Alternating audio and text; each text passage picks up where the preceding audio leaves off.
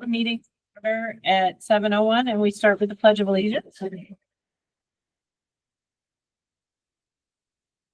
Allegiance to the flag of the United States of America and to the republic for which it stands, one nation, under God, indivisible, with liberty and justice for all.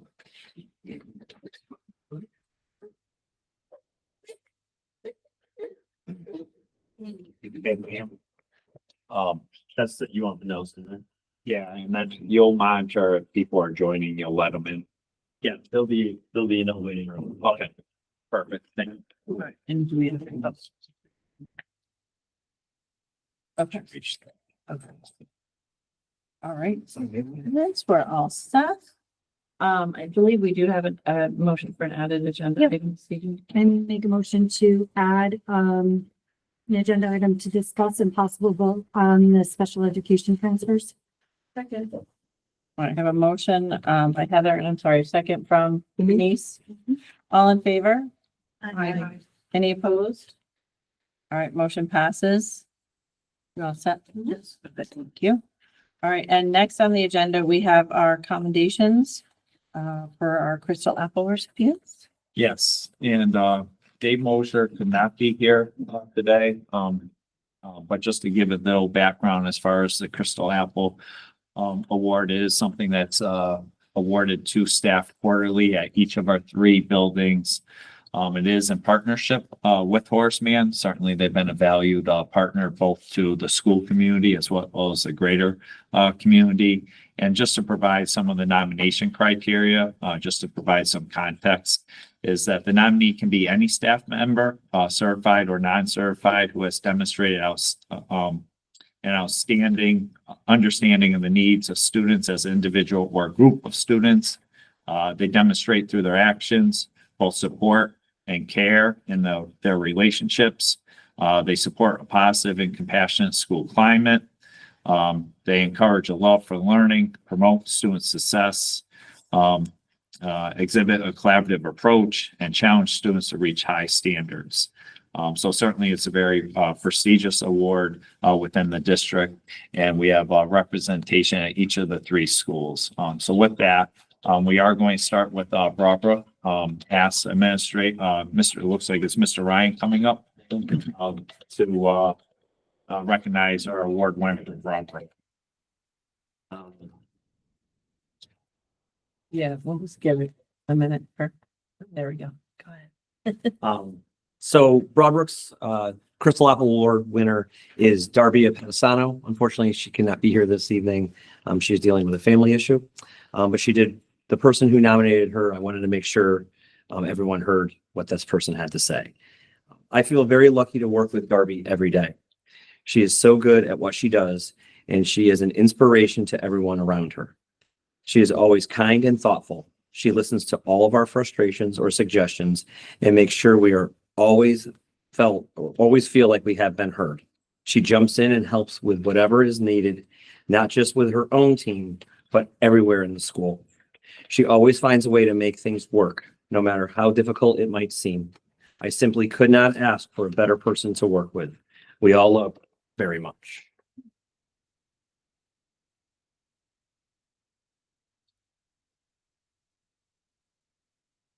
Next, if we have the high school. Oh, sorry, Mills, Little Mills. Sorry, I'm looking at Mrs. Anderson. This is my, sorry.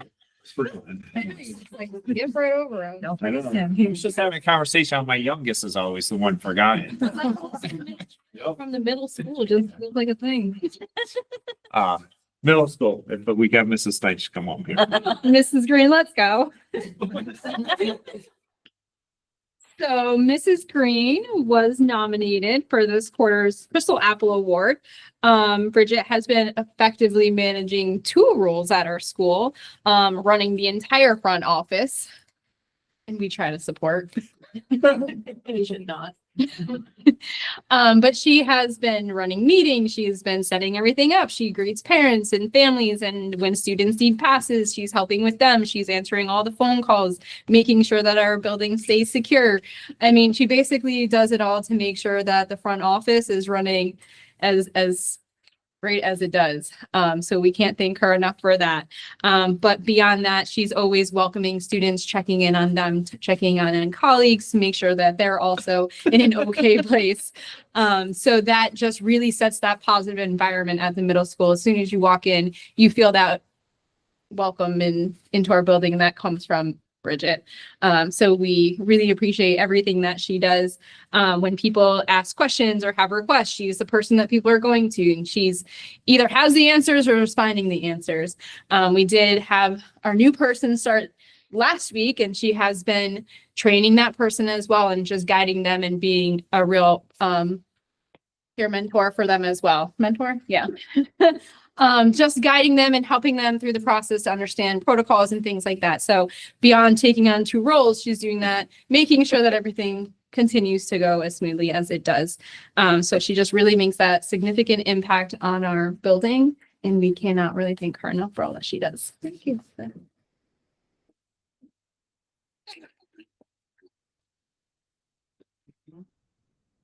Yeah. I'd just like to also add with Ms. Green, she is a East Windsor High School graduate. I will point that out. And 2, I know during my time as superintendent, she has worked in the cafeteria, the main office, summertime picking up facilities work. And it doesn't matter what department or building that she's worked in, people rave about her work. So certainly well deserved. Congratulations. Thank you. With that, now high school, and Mrs. Kaminsky, come on. Hello, everyone. I would like to introduce you to Miss Avalon Bora. And we have a lot of things to say about Ms. Bora. And this was written, and then I'm going to add a couple of things because some things were forgotten, but I got it. It's okay. This is written by Ms. Danby, and she writes, I'm honored to write this letter of recommendation for Avalon Bora, a truly exceptional educator whose unwavering commitment to fostering a supportive and compassionate school climate has left a lasting impact on her students, their families, and her colleagues. This year, Ms. Bora has demonstrated unparalleled dedication to establishing strong routines and structures in her classroom.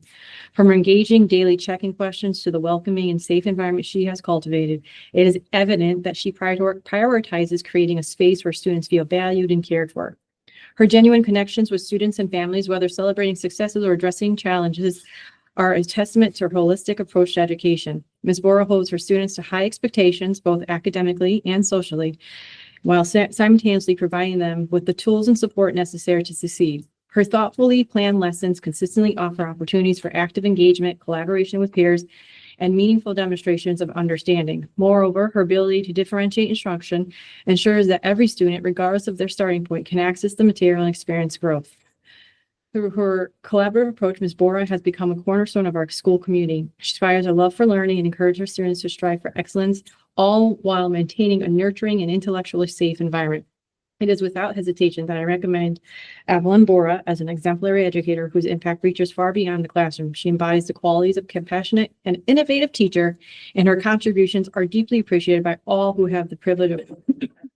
To add to those lovely words, she's in year 2. This is her 2nd year of teaching, and it's really exciting to have worked with her with the science POC. Ms. Bora is not afraid to be creative, to be flexible, to think outside of the box, to make sure her students understand science, the different science concept. In addition to teaching, she truly is part of our community. She coached volleyball this year. And if you are at a sporting event, a music event, a drama club play, any event we pretty much have that students are involved in, you most likely will see her on the sidelines cheering for her students and students she doesn't even know yet.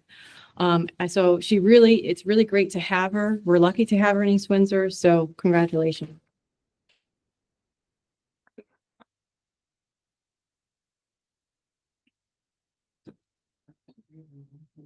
Too. So I do want to mention that for our award winners, certainly very proud of the work that you're doing for our students.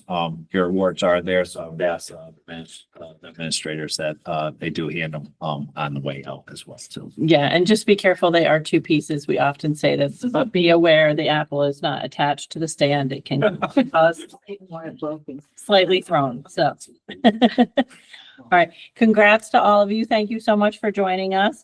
We usually say at this point in the meeting, you're welcome to stay. We'd love to have you stay for the rest of the Board of Ed meeting, but we also understand that it is a school night. And if you'd like to head out, you're more than welcome to leave at this time as well. So thanks again.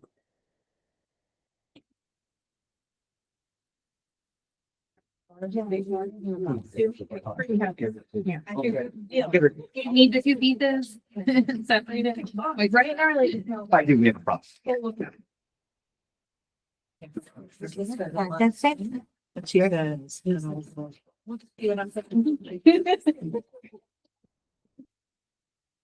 Thank you. All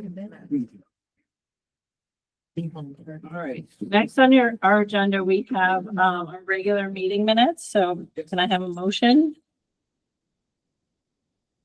Motion to approve the January 22nd, 2025 regular meeting minutes. And do I have a second? A second. All right, so Courtney made the motion and Fran seconded. Do we have any discussion on the minutes? I actually just wanted to point out, on page 2 of the minutes, in liaison and subcommittee reports, it mentions about the architect for school renovations project being approved. I just want to make clear that that's just for an initial, trying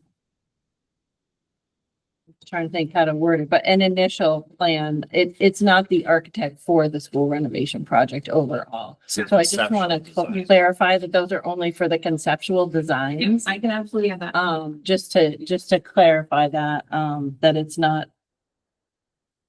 we're not that far along yet and the project, so it's for conceptual designs. Did anybody else have any other comments on the minutes or changes? All right, so we have a motion made by Courtney and seconded by Fran. All in favor? Aye. Any opposed? All right, Carrie's gonna abstain. I will too. Oh, and, I was here. okay, So. and you don't, and that's fine. So Heather's gonna abstain as well, but you don't have to abstain if you weren't here, but that's fine if that's what you're comfortable with as well. So I'm just not sure, do we need to say approved with that amend, with that change? Is that fine? Yep. Okay. I'll put it in. All right, thank you. All right, next on the agenda, we have public participation. Do we have anybody here in the room that would like to comment as public? I think we've kind of cleared out a little bit. All right, and can we tell if we have anyone We have no one. from the public on the meeting at this time? Okay, so we don't have any public participation. We're all set? Okay. All right, next we have our student representative report. At Broadbrook School, during the last week of January, the students participated in the Great Kindness Challenge, reinforcing the belief that kindness is a strength and that by working together, we can show what kindness truly means and how it matters. Each day of the challenge was marked by a designated Spirit Day, where students and staff were encouraged to dress up in themed attire to spread positivity. Students were also given a kindness checklist, which allowed them to track and celebrate their acts of kindness throughout the week. At the conclusion of the challenge, students turned in their checklists and prizes were drawn to reward their efforts in spreading kindness across the school community. The event was a great success in fostering a culture of respect, empathy, and inclusivity. The past month has been filled with activities that foster kindness, engagement, and a strong sense of community at Broadbrook School. We look forward to continuing to build a positive and supportive school environment in the coming months. On January 31st, the middle school held their January incentive event. Students enjoyed football-themed activities such as paper football and Newcomb. On February 4th, 8th grade students honored International Holocaust Remembrance Day by marking the 80th anniversary of Auschwitz liberation. They engaged in activities held in the auditorium and concluded with watching the Diary of Anne Frank. 38 students from grades 6 through 8 have qualified for the regional competition in the Great History Challenge. Stay tuned for more details. Over the next 2 weeks, grade level teams will be hosting their mid-year event ceremonies. Each team will organize its own event and parents will be invited to attend. On Thursday, January 16th, the East Windsor High School Music Program put on their first concert of the year featuring the jazz band, choir, and concert band. Students in grades 9 through 12 have been working since the beginning of the year to prepare pieces for our formal concert. Parents and community members were treated to a diverse range of musical pieces that highlighted the students' skills and love for music. The concert not only allowed students to express themselves creatively, but also fostered a sense of community among all who attended. We were immensely proud of our students for their achievements and thankful to everyone who supported this evening. All who were in attendance did not hide their Panther pride as they listened to all the amazing performances by students who are examples of what it means to be self-aware and lifelong learners. Their hard work, resilience, and musical passions surely make them pride-worthy. And we also had our girls and boys basketball senior nights, which got pretty good turnouts. We had the pep band play. That's been a great addition. Then we had our block party and we had our track, hockey, and gymnastics recognition at the boys game. So that was pretty cool. Oh, also this week we had Spirit Week, and hopefully if we have school tomorrow, we'll have a pep rally, and that'll be super fun. And it's also going to be my last indoor pep rally, and I'm feeling a little emotional about it. All right, thank you very much. That report. All right, next on the agenda, we have a list of upcoming meetings and events. Just to highlight or note, there has since been a change to one of those dates. So Rep. Jamie Foster is now coming on 20th. So that was a change that was made after this game. And our cafeteria and food service will be providing light refreshments and snacks to support the event.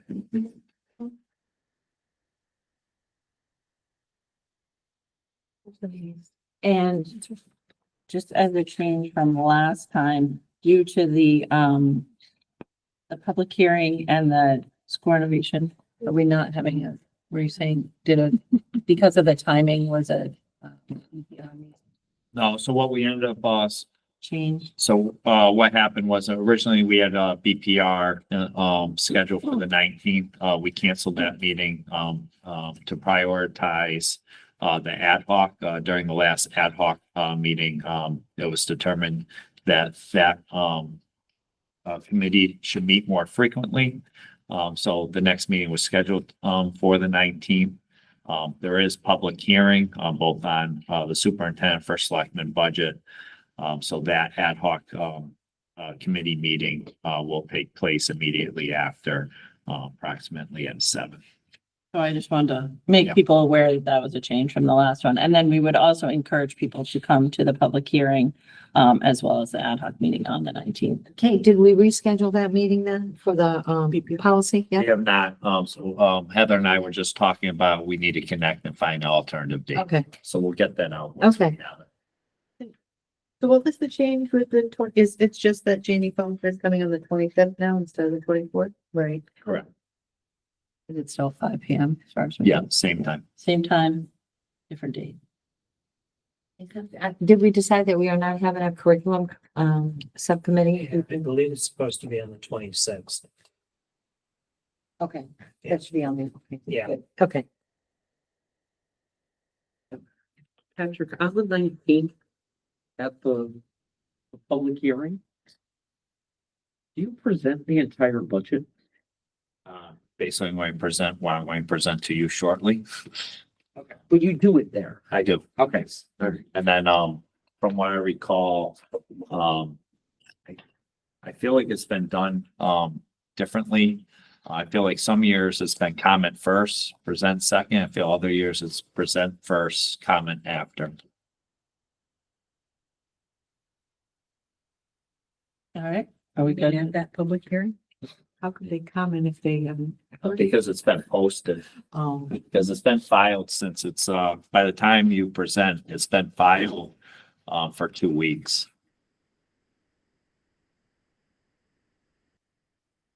All right, any other questions on dates? Are we good in terms of that update? Okay. All right, next on the agenda, we have the curriculum report. Daryl is going to present and there's information in the packet.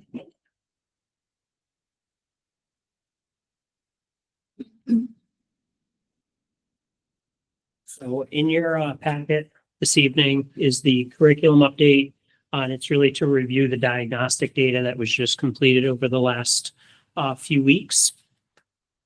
Go ahead, Pat. So I know we cover this, but I do think it's important to continue to have an understanding of what we're doing with the diagnostic data. We give the diagnostic data 3 times a year. So in the fall, in the winter, and in the spring. And each time, what we're doing with that data is reviewing it, making sure that we have a firm understanding of what the students' strengths and areas that we need to work on are. And then obviously we take the data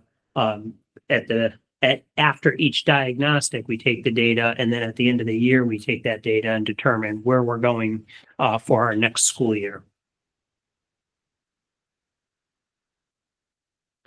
Now, going back a few years, this was the problem that we had, was that East Windsor students were not consistently meeting grade level standards. And as you know, and we've talked about a number of times, we've put a lot of strategies in place, and we've added a lot of tools for both our teachers and our students, and those are listed there. Obviously, the strategic plan, we just went over it a couple meetings ago, but really continue the implementation of evidence and research instructional strategies. So every time we look at the data, what are we doing in the class? Can we improve upon those strategies? And are they research-based? It's something that we've really taken a look at. Every time the data comes through, we're reviewing it and making sure that we are following our data cycles and making sure we're looking at our practices. So what you'll notice in each of the charts is you'll notice our fall testing on the bottom and then our most recent testing on the top. So you'll notice the number of students and you'll notice the number of students at the bottom. So it'll say like from 55 students to 87 students in, above. So that's the movement we made from the fall to the winter. So we increased our students there. And then I always look at the red as well, students who are 2 or 3 grades below. And did we decrease there? Now, remember, as I said at the start of the school year, these are end of grade level standards.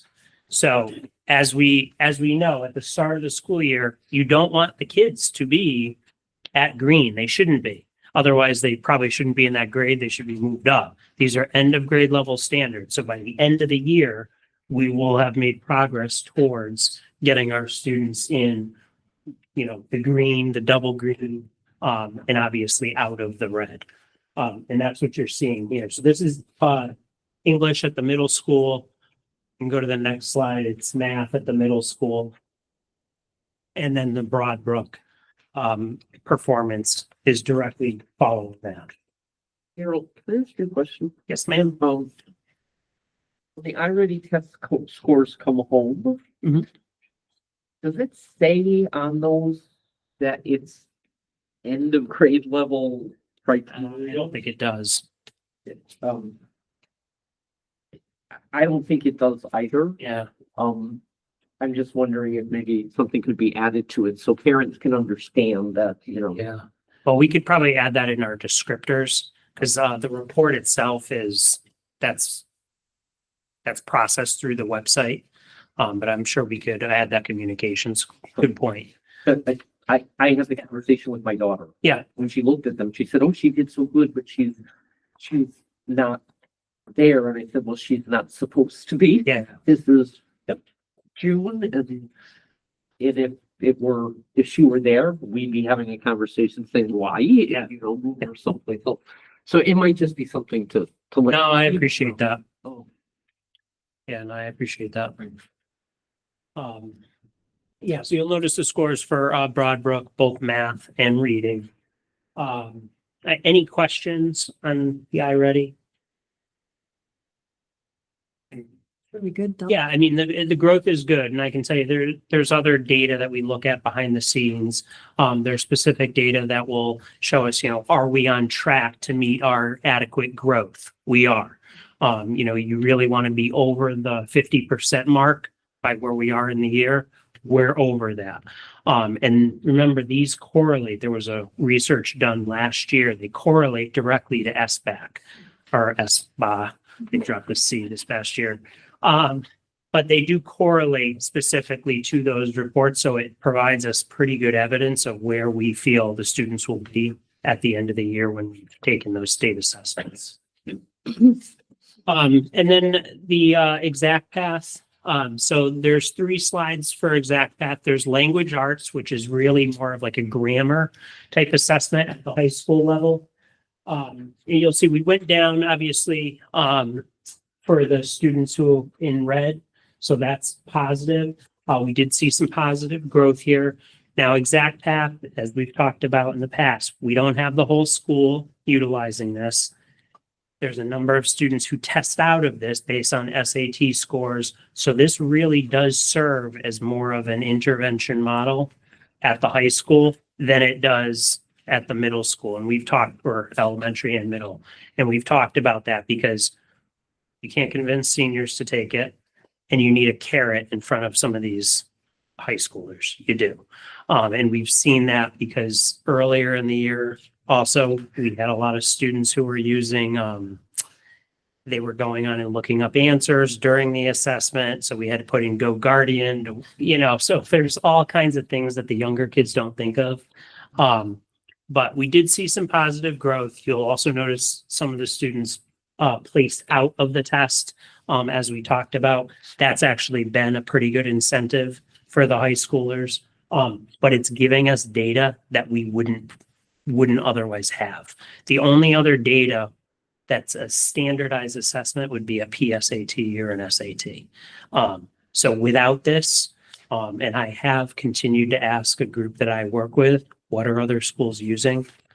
And there's really not a whole lot out there that's giving any sort of diagnostic assessment. So How accurate, like, because it's hard to gauge like really how accurate this is unless like talking to the teachers or the people that are with the kids, like, because I saw these numbers and I was like, absolutely. like I see like the progression in the lower schools and then I'm seeing the high school and I'm like, what is going on? Like, it doesn't seem to be progressing and like, are we not putting enough effort into them? Like, it's a concern when I saw these numbers and I get some of what you're saying. 100%. Yeah, so I think with the explanation, that's what we have to know. And we knew when we had iReady at the high school, we weren't getting valid data. We tried another one that was invalid. There is this assessment that doesn't typically operate as a diagnostic at the high school level. We wanted something because coming back after COVID, we had all the information. Kids were behind.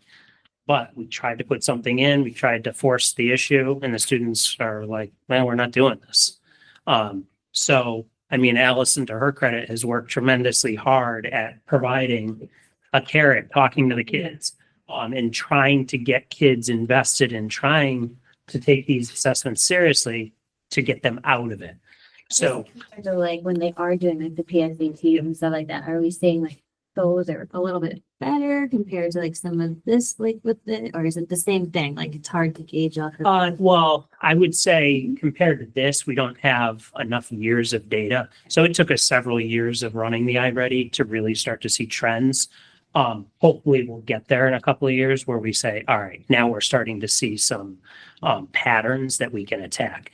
Either way, with these diagnostic, it provides at least skills that the teachers can then talk about and say, all right, there's skill deficiencies here and we need to work on these. And that's really what it's about, is about pinpointing specific skills that the teachers can take back and say, we can attack it with these strategies. So, yeah.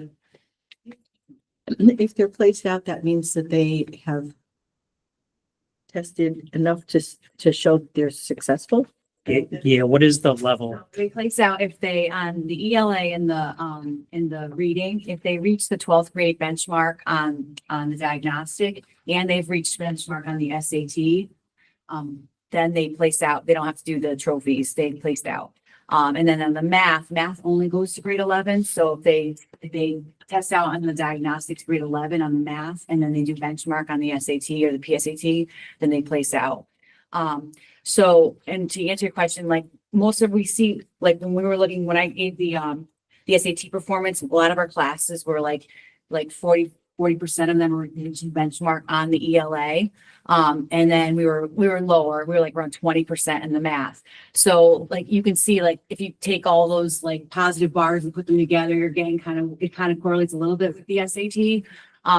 And the other thing I would just want to add is that I know that red bar is very, very large. We've talked about, yes, we've talked about, like spacing it out a little bit to show the growth that the kids are having, because they give you a scaled score, which is a huge range. And then we take the scale score and by ourselves determine what we think based on the domain. The program hasn't given us a way to figure these labels out. We figured them out on our own.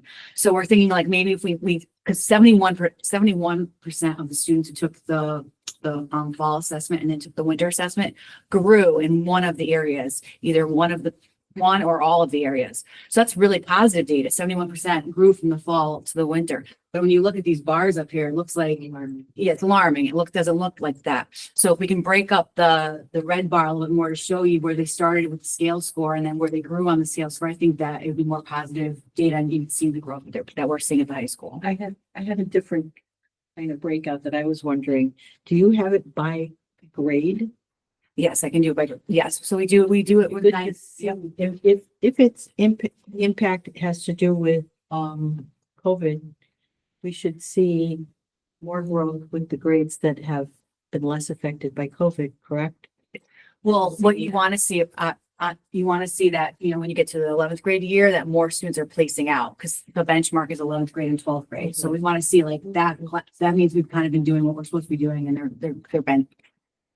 But sometimes it's trying to pinpoint what they may have missed in middle school that is now showing up that they didn't have, because these are still kids that missed, like, we're in like 5th and 6th grade during those COVID, you know what I mean? Like, If we could see the difference between and sophomore, maybe we would see that freshmen are starting to catch up. So I'm sorry, Heather had her hand raised and then we can get to Betsy. I think I had my hand raised. Oh, good. Go ahead. Thank you, though. I'm just wondering, so they can choose to take this? It's not something that's. No, Not all students take it. all students take it, but if you've placed out, you only. Then you're out. You're out. And right now, 71%. Right. Students that grew in one of the areas. Now, all three. One of the Either areas. one of the three areas. Okay. Some grew in all three. Right, But okay. yes, okay. yeah. And could we, could we have the PSAT and SAT scores even from last year so that we can just have an idea? Yeah. Please. Yeah, absolutely. Yeah, absolutely. Thank you. My question is, so the children the students that are in the red, I know we've talked about other testing, but when you look at the individual students and then look at their individual regular school grades, is it consistent with this or is it kind of, because I'm just wondering, is that a way to determine they just really are not putting any effort into this, but yet they are Performing. performing as they should? Yes. So Yeah, I know, the data. yeah, so, The- so I would, yes, they're performing much better in their tier one classrooms. They're doing well. And they're doing their curriculum assessments and they're scoring very well on those. Yeah. It's a very challenging thing to motivate high school students to take a diagnostic that's not an SAT or something like that. It's not going to help. It's very challenging to get a high school student who doesn't think they're going to college to take the SAT seriously. So it's the motivation piece that we're really trying to figure out. And I think we've done a better job of it. It's not what we want it to be. Obviously, I don't appreciate the red bar either, believe me. But we're working really hard to figure out ways to do that. Like for anyone that grew, we're having a breakfast for them. We did scholar check-in today where we individually show all the kids and the students are looking at the scores and seeing. We had to scale scores for the students so they could see where they were in the fall and where they were in the winter. And there was a couple kids, like I talked to them, like you went down. I said, did you try on this day or did you put your head down and not try as hard or, and they looked at me and they were like, I didn't really try, they say stuff like that. So they're truthful. They tell me the truth, but it doesn't really produce the data that we want to see here. But I will say the motivation to try to test out and try not to have to be part of the, the stuff that we're doing at the high school at the exact path has been a motivating factor. And you can see that one of the things that Daryl has always worried about in our school is like challenging the students that are at the top. And you can see that our top kids ended up moving a little bit this way. So I thought that was pretty positive. And the red bar is decreasing, but the top ones are moving in the right direction to get to placing out. So that's a good data point as well. Can I ask with the ones that are placing out, are they mostly seniors? No, we have a couple, well, many of them are juniors. And then we do have some seniors, but we do have a couple, like, we have like 1 or 2 10th graders and like 1 or 2 9th graders. So what are you gonna do? I mean, do you have something for them going forward? Is it like? So this tool is an intervention tool in every other district. So this is for students who are struggling in regular, many schools don't use this as a diagnostic. So like, so we're trying to take like this tool that no one like and create a tool so that we can share data with everyone about how we're growing our students. Yeah. And so it's the challenge is like the top our kids that are up at the top, they should place out because this is supposed to be for kids who need intervention or need a lot of support. Okay. So we want to see that. And then if they place out, great. Now you can go take your AP classes, your AP tests and not have to worry about this. So there's other things for them. Don't worry. We're not like, you know. Just sitting there. Yeah. Yeah. You don't have to do it. Yeah. No. You're gonna count the ceiling down. Yeah, exactly. Yeah.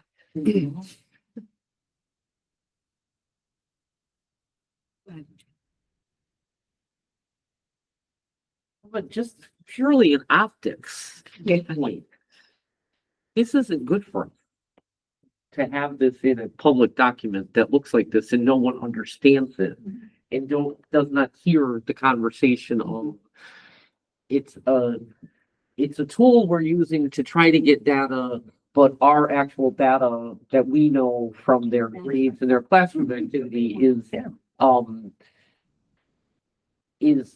different. So So I hate to say this, but I don't want to see this if it's not. Yes, I mean, just to jump in, I mean, I think that's a really valid point. I think it's something that we could speak to internally, because I will tell you, like Allison has a weekly newsletter where she provides like data, for example, on DLK levels, which is essentially like, you know, lower learning to higher learning. And you can certainly see the growth just based on the number of observations and classroom walkthroughs that her and Barbara are doing. There's a level of data that they have that clearly shows the growth over time that may be a little bit more transparent. So I think what we could do is follow up, provide that data as part of the next high school report, because I think those are very valid points. And I'm fine with, I'm fine with that. I want to make sure you're updated.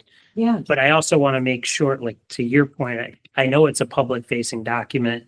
But if you were to come in and ask me, are we making growth at the high school? The answer is yes. And we do our walkthroughs. I mean, we've talked about that. We are monitoring our DOK levels to what Patrick said. We're walking through. We're doing that on a, weekly basis multiple times. So the answer there is yes. But like there are tools we're using, but if it's not going to give you the information that you want, then that's fine too. And my concern is that sometimes people take these charts and these things that they see and they just run with, oh, good God, this is horrible. Yeah. And people don't even take the time to read any of the stuff. They look at the red bar and go, oh, good God. So. No. Yeah, and I have the benefit of being able to explain it. Right. But Yeah, I mean, some tangible things that we've seen is we've seen the number of students that are in AP courses increase. We've seen the number of tests that APs are being passed, that's increased. We've seen scores with SATs increase. And then we have also our walkthrough data. So I think what we can do is we can bring that information to the board for the next high school that I think, will tell the story that you're looking to see. SATs have increased. Is that right? Yeah. Yes. Yep. So what we do is we have the students take it in the fall Yeah. and in the spring, and we have seen increases every time. Okay. So, That's just something people can understand. Yeah. In terms of, I think optics and tangible, that people, their kids, whether they're going on to college or not, that's a that they took these. that's a consistent metric. And so, that would be, I'm interested. and I would say to positive, like you could see where we are in relationship to the state. Yeah. State average, and we are closing the gap in that area. So I'll definitely give you guys that data. So. Okay, good. Thanks. To me, it's like lends to the conversation that we're having that this doesn't necessarily represent really what's going on, because if we're having increases in the AP classes and we're having more students achieve more with SATs, PSATs, this is just, I really not going to put in the effort to, I mean, they're high school students. Well, yeah, and this is stuff like I want you guys to understand. I appreciate the effort though. I mean, I see the effort that goes into. No, trust me, I know the plans. Thing for you to present. Yeah. But it's realistic. Let's be realistic here in terms of what's going on as far as intervention. So I appreciate saying it, honestly. No, and like I said, I've shared good, bad, and indifferent before. And, I want you to know, and I want you to know what we're doing and how we're doing it, because I think those are very real issues. But no, I completely understand your point too. So we can make those adjustments. So. Be able to see those by grade level. Yeah, absolutely. Yep. Okay. So, all right. And then obviously in your packet, Noreen, you always ask. Yeah, I for grading. thank you. You put it in. There you go.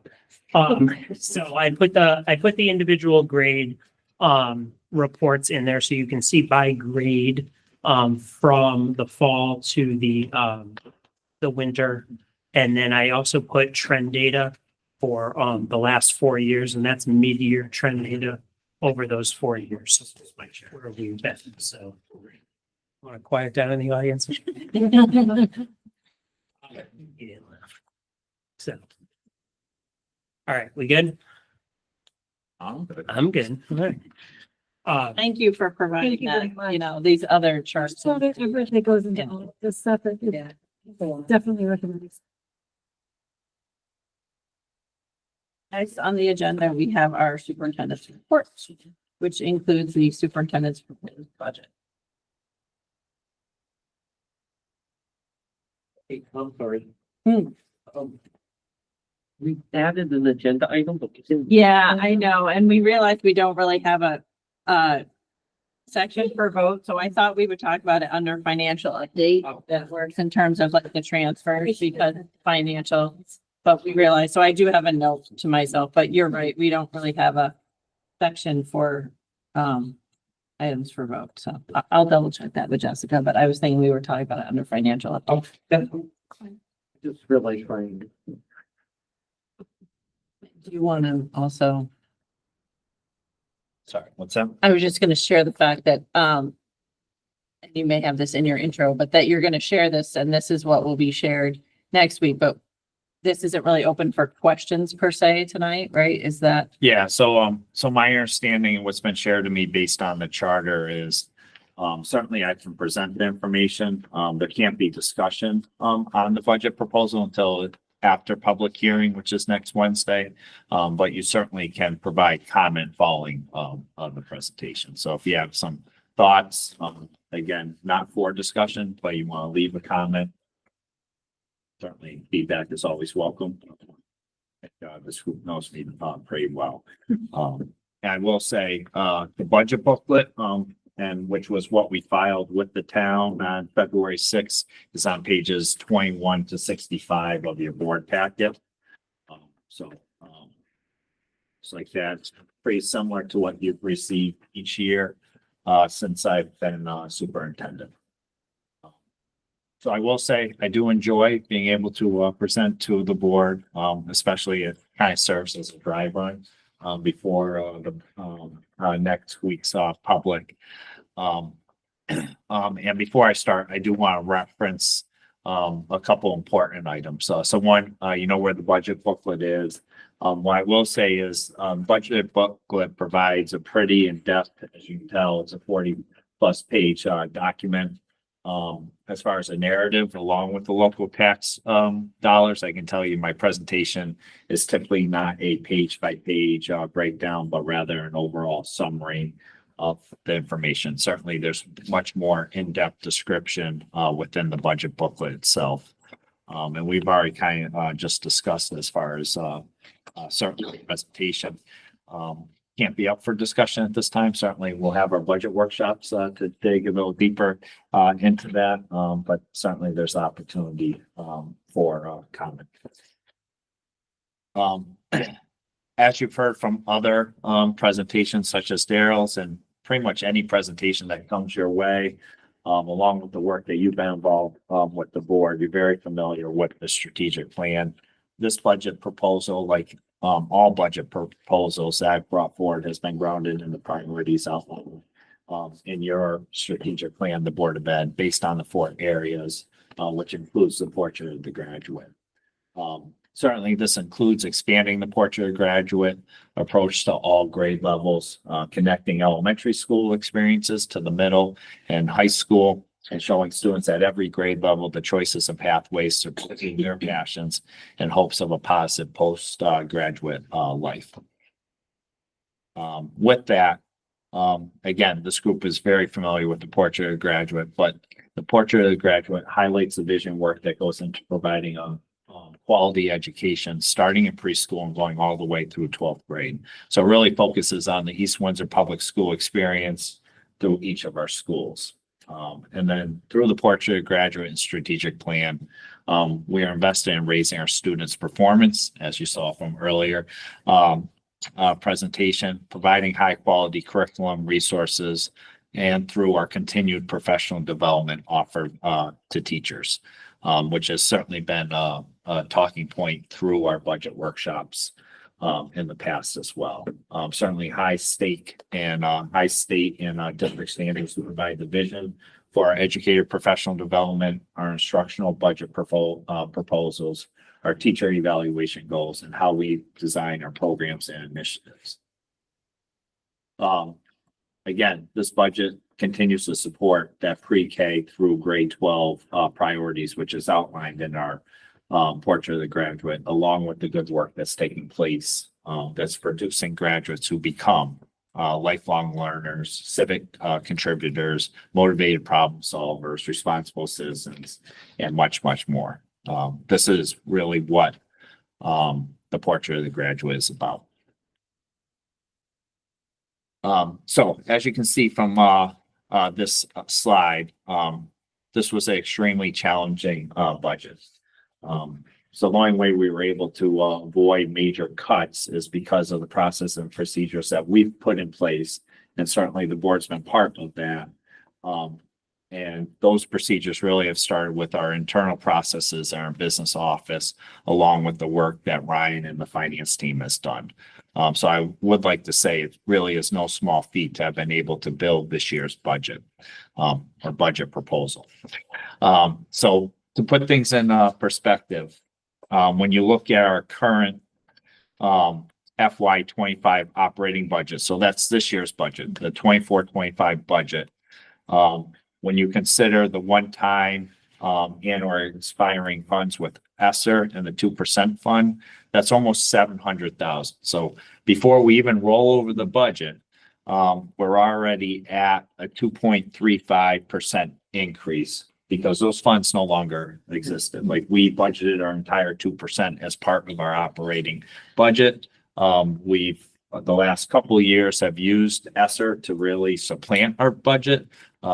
Mainly with technology, some other areas as well too, but primarily technology. So when you take away that 2.35% increase to fill those gaps, the actual budget increase that's being presented is just over a 3% increase from this current operating budget. So I just want to put that in perspective. You may see a 5.44% increase, but realize that 2.35 is with funds that don't exist anymore.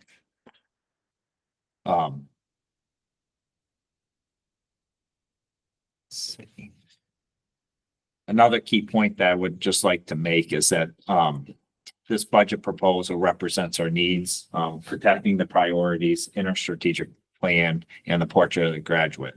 But I want to be like absolutely clear.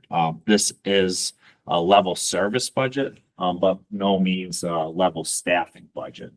So as you can see through the slide, we would be eliminating the positions of 5 special ed pairs, 1 nurse, and one high school, math tutor, position. And this is based on needs. I'm recommending the reduction, based on needs of these positions. And I want to remind this board too, that we've eliminated positions in each of the 3 years, during my time as superintendent, while increasing services. So just think about that. And I think that's very impressive. I gotta say, it's primarily because of the processes and procedures we've put in place, as I said, previously, internally with our business office. And again, I want to credit, Ryan, the work his office has done.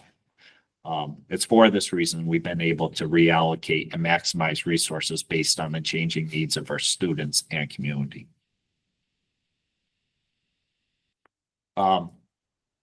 These charts, all the charts you'll see, they are in the budget, booklet.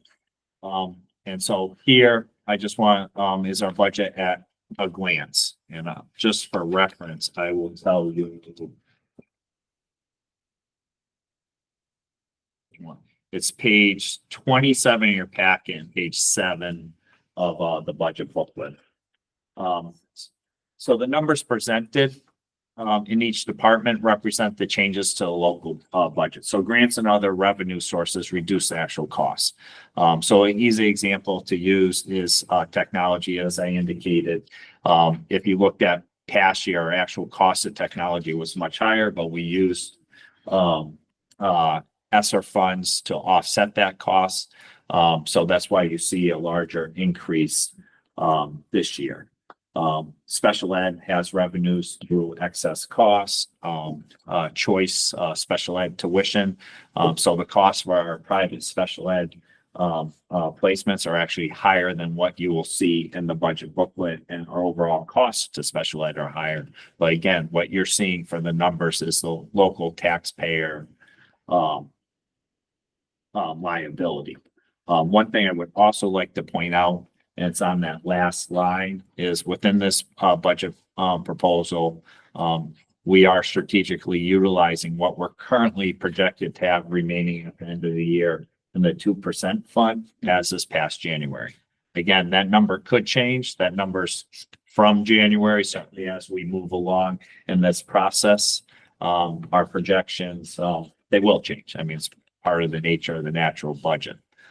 Another thing I want to point out, as you go through this, is the large percentages of the increases are related to changes with our one-time funding. So again, the example with technology being offset the last 2 years with ESSER funds, which are now expired. Also increases to the curriculum cost center as a result of the absorption of the teacher of the desk services, from Willie Ross that was previously in high school, in addition to increases that we're seeing with service contracts and consumables, which is necessary to maintain the integrity of our instructional work. And then the primary driver to the increases with district-wide, as you can imagine, is medical insurance. It's currently projected at 10 to 12% increase, and that was based on the most recent state report, which just came out at the end of this month. End of January. So that was just a couple weeks old, but very recent. So we have the pie chart here. So this is the budget at a different glance. So when you look at this graph, the graph represents the local budget. Again, this is the local budget allocations in each department. It's how the local tax dollars are spread out across departments. Percents are rounded to the whole number. So I know you see band at 0%, but it's because it's less than 1% of the entire budget, and the number gets rounded to the nearest percent. Salaries, I want to highlight, make up 65% of the total budget, but they're embedded in each department. And special education, it's 25% of the total budget, which is honestly right in the middle of the state averages for districts. I know that sounds like a lot, but I just want to point out it's not unusual, especially when you consider that special education touches every aspect of the school system, starting in preschool all the way through the age of 22, when some students continue with transition program.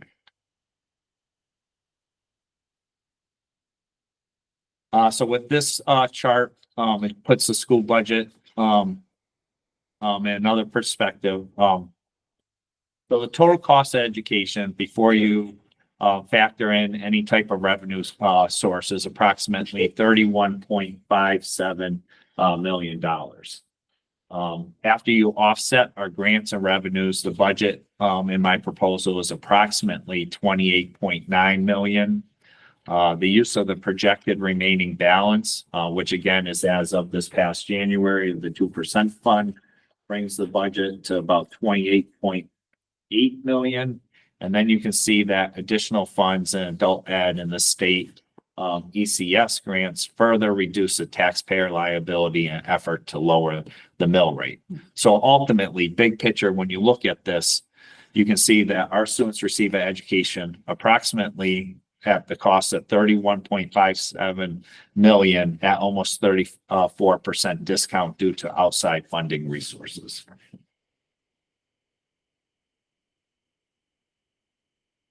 And then factors that influence the budget adjustments. I want to point out, and I know this board is aware just through the processes that we've gone through, now going to my 4th year. Tonight really is the initial step in a long process to the finish line. So really it's the starting point. As you're well aware, the budget remains fluid. These key factors will continue to be monitored and certainly will be key drivers with any significant changes.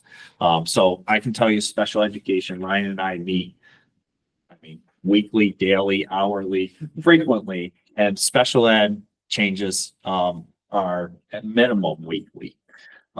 So that's something to consistently monitor. Medical, we won't get the actual costs until about April or May. Currently, it's at 10%. I believe the last 2 years, as we've gotten to that point, that number has lowered. 1 year, it did increase significantly. So certainly that's going to be a driver, especially when, again, 65% of our budget is salary and staffing. And then the closeout of the end of the year. Certainly, we're still in the winter months. Obviously, we're monitoring fuel, energy costs. We hope that those things work in our favor and that we have a higher end of the year, essentially surplus that can stay in the 2% and help offset next year's budget. But any of these things can, as we monitor, can certainly work in our favor and help the budget, but they can also increase, and those numbers can help, hurt and become more challenging. So as we get closer to the Board of Finance meetings and to the end of the year where you need to approve the budget, certainly these things are going to be the primary drivers and things that we're going to continue to monitor. And then just a couple final points. As everyone can see, the goal is to utilize every funding source available to provide a quality education that minimizes taxpayer liability as best we can. At the end of the day, our goal is to provide our community with a high quality educational program in a way that's not just respects or values of our local taxpayer support. And then on behalf of the leadership team, along with myself, I look forward to working with the Board of Education, eventually the Board of Finance to support this budget throughout the process. And as always, I value you as a board, as partners through this fun process. Thank you. You're welcome. Thank you. Maybe very can much. ask like specific questions about this and then you can't answer those, that's fine, but I don't even know, but like with talks of like cutting like the Department of Education and granting funding and things like that, like is that any concern? So not to talk about my budget proposal, but just to talk in general, certainly it's something that and I can tell you that came up during our finance subcommittee meeting. So I know it's out in news outlets. We have not received any formal correspondence saying that you will no longer receive these types of federal grants, such as our title grants. So if we, receive such notice, we will bring that immediately to the board. And nothing from like the state of Connecticut, like we're gonna help you out if something happens, like. We received correspondence this year saying like those funds are not being reduced this year. So any impact that we potentially would be monitoring at this time would be for, next year, and future years. And I will say, I have read some things about, just federally, not connected to this per se, but about even if some parts of the Department of Education, or if the Department of Education was taken apart, some things will go to other departments. And things like, free and reduced lunch are already funded through a different department. It's not funded through the Department of Education federally. And there's different things that they're saying, even if in one way they would say they were dismantling something, certain things would still be. And that's not to say that certain things wouldn't be cut. Obviously, we cannot predict the future in terms of that, but it may be that certain things are just moved into different departments, and then they can count, certain people can count it as a win for how things look, but other things may still continue, and you may still continue to receive money. But again, obviously, that's just kind of things I've read. I don't know if that's, how things will come to fruition or not. It could be a totally different situation. Was the superintendent, I mean, the roundtable, it is superintendent's roundtable next week or the 25th? Is that going to have information that would be impacting the state ends of our budgets? I'm not quite sure. Right. I mean, I know it's tied to current legislative sessions. I would imagine, just based on the topic, it involves funding on excess costs. I will tell you, there's lots of proposals in there about rate setting. I can tell you it's being pushed by the State Department of Ed. I can tell you, as you saw in correspondence, that I was part of a group that put out essentially a letter advocating for certain things in special education, including rate setting and obviously fully funding excess cost, along with other parameters and regulations that would assist with special ed costs. But I don't, other than the topic of special education, no specifics have been provided. Is rate setting a good thing? I believe so. So I'll use Massachusetts for example. So they have essentially, in order for you to be state endorsed to be an approved private special ed program, part of that is you are following their regulations, which include rate settings. So for example, and those rates are provided to districts during their budget season. So they're not guessing when they go in through the budget as far as, okay, are they going to go up by 5%, 10%, 20%? You know what those numbers are. Makes it more predictable, and it kind of sets a level, so it can't all of a sudden go up a certain amount higher than that. Like it says, this is the most you can increase by. And the governor said in his budget presentation that he was focusing on special education funding, correct? He did. In his proposal, I believe it's a $40 million increase. I know that sounds like a lot, but I'll be honest, it really is only a dent. And what it really needs is regulations. And where's he gonna get it from? Could be from another program. So, so I got on one of the Zooms. Thank you for sending. It was a cave Zoom around special education. Thanks, Jess. And that was a major focus in terms of special education and the capping of some of the stuff. But that is also a major focus of our Commissioner of Education too, looking at special ed, it wouldn't even be for next year. I think it would be 1 year out, if I'm not mistaken, Patrick, that they would be working on some of that kind of stuff too, right? Yes, I mean, I can tell you, I participated in a superintendent call, I believe it was yesterday, as far as a focus group, as far as through the sponsored by the State Department of Ed, partnering with UConn as far as doing research specifically on rate setting on this topic.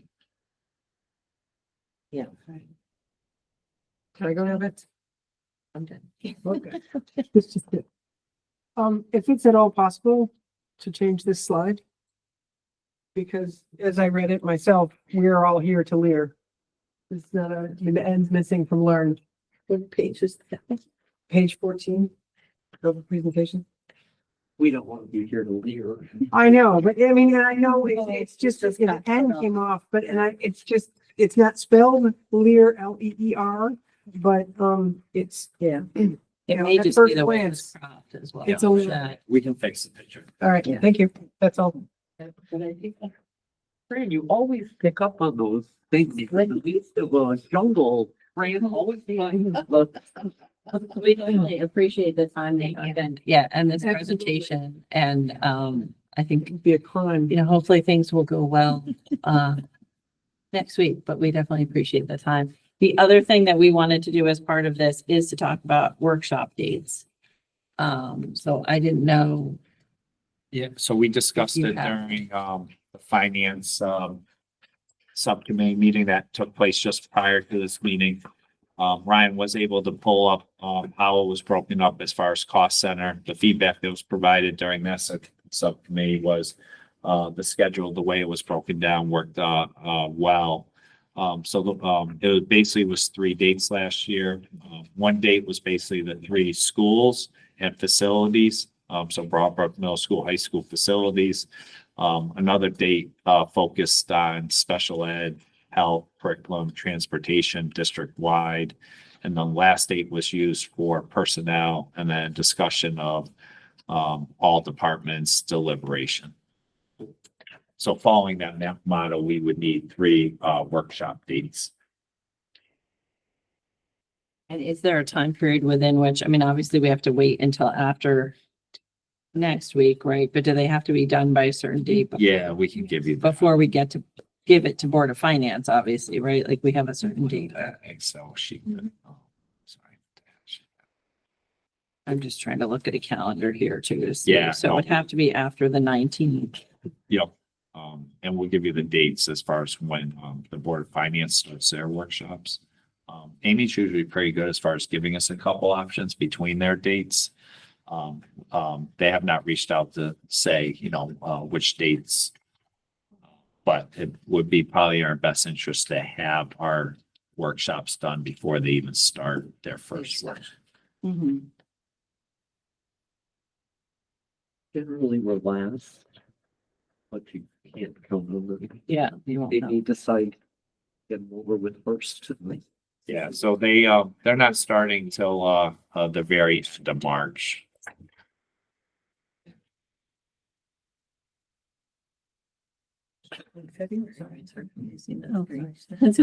We did, I think last year we did one reading. The last week of Did 2 meetings. of February.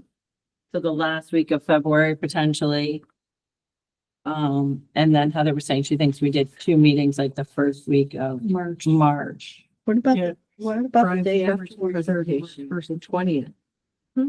What about the day after the presentation, the The 20th? 20th is a Thursday.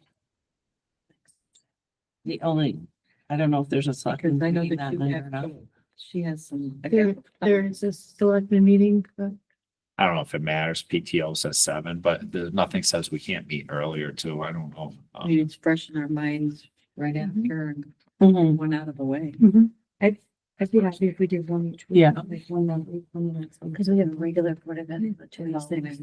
Yeah. Yeah, so the 20th, and if that's a Thursday night, could people do 6 o'clock or is 7 better? Like what, I know we've kind of talked about that too, doing those type of workshops earlier or what works better? I'm okay with 6. I can make the 20. Can we do it like a doodle poll or something to kind of get some? Oh, that's a good idea. Well, that was the other thing I was gonna say, like, do we want to try to figure this out tonight or do you want us to come up with some dates and send it out and say, you know, just Yeah. work? I just don't know. Okay. All right, so just keep in mind, it's gonna have to, you know, that is gonna kind of come up quick in terms of Yeah. that, though, even if it is just, you know, a couple dates that week, Yeah. the next week, and the first week in March potentially. I am actually out, the 10th through the 14th of March, so, Do we want to set the first one and then? and then do the other ones. That's what I was gonna say, if we want to at least set one, but if we had to have a final one without me, I'm sure, you know, I could talk to Heather, you know, try and set that up if we had to do one that week, but if we want to try to get them done, those last. They have no board meeting, I don't believe, right? March 5th.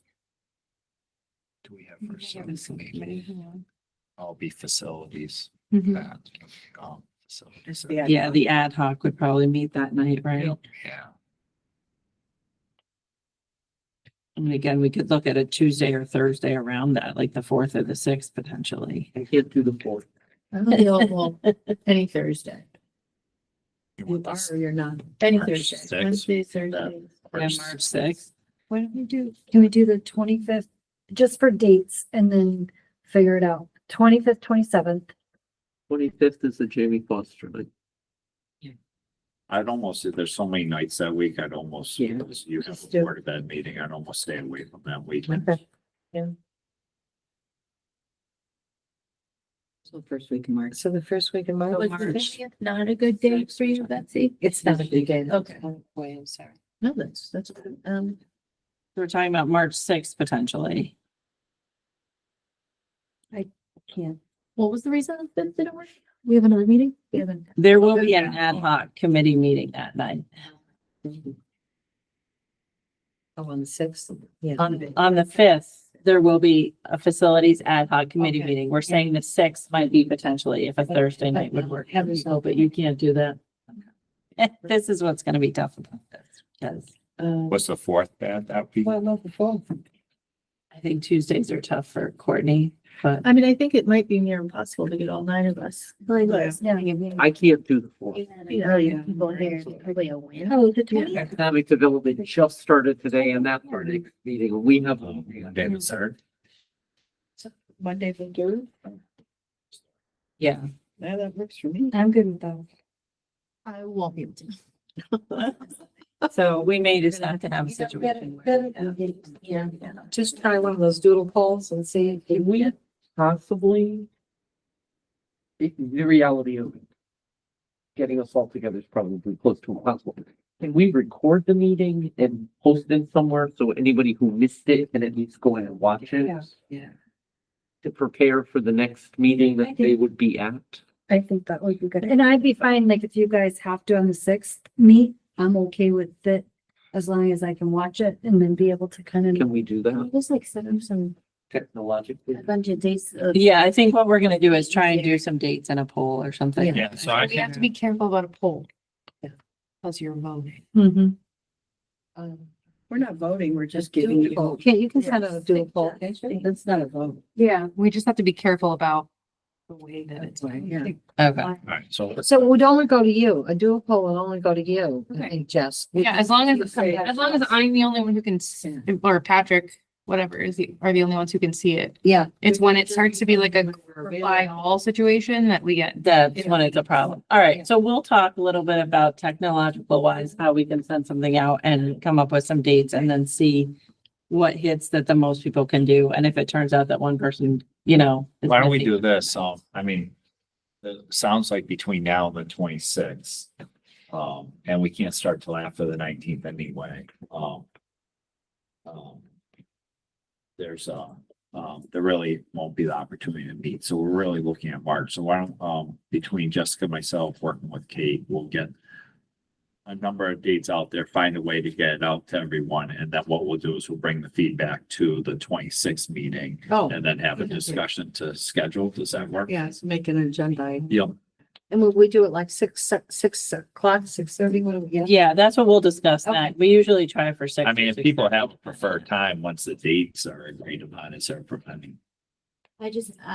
I have to bring on Tuesdays and Thursdays, like I have to bring back some physical therapy. It's the only time I do it after work and school. So sometimes it's at 5, sometimes at 6. So if the different dates, I can let you know. I would prefer earlier if I can do it, Mhm. but I just, So we'll just bring the dates in. yeah. Okay. All right. Yeah, but then you should know if we can't. I have all these appointments out, so I know. All right, so we will bring some of those dates and discuss times at the next meeting and we'll make sure to get that on the agenda. So thank you, everybody. I know it's tough to add other days on top of when we have so many meetings going on, so I appreciate that. All right, so next we have the financial update. This is where we're gonna add the transfers that we discussed, and then we also have the service contract. Do people have a preference on which is first or? All right, so why don't we talk about the service contract first if you want about subs? Sure. I mean, Ryan did a really nice job summarizing it during the finance subcommittee meeting. I believe is your memo was it the same memo you did? Sorry. packet. So I was just scrolling through and I don't know if I got it into the full packet, but I can certainly share the memo that was shared with the finance subcommittee. Yeah, why don't you give a summary of how we got here, Ryan? Yeah, so I guess the gist of it was that, so we use Kelly Services for our substitute servicing, vendor. So they're the ones who provide, substitutes for the district. Long story short, they kind of sprung on us that, there was going to be a rate increase due to inflation and, minimum wage going up. It was basically to the tune of about 48%. There was a kind of extensive back and forth to have them justify where they were coming up with that number, and they were unable to do that. And essentially, they were kind of pushing us, kind of trying to leverage us to sign a new contract within about 30 days. Otherwise, we would not have services. So that kind of got the ball rolling, where I had reached out to our my CASBO group of all the other business officers and to kind of see what they were using for services. The vast majority use ESS, which is educational staffing services. And I also found out like a very large percentage of them actually just transitioned away from Kelly subs, for a number of reasons, whether it be like the financial piece or just the services they provide. So we had a couple meetings with ESS. They were able to come in significantly lower than what Kelly Subs was asking. And then on top of that, they did provide some extra services as well. So they were able to provide kind of like more specialized special ed substitutes that we weren't getting before. Custodial, which is a big thing that was always very hard for us to fill. And then nurses, which again, we were kind of spending a lot of money on like nurse staffing services, and they were able to provide that as well.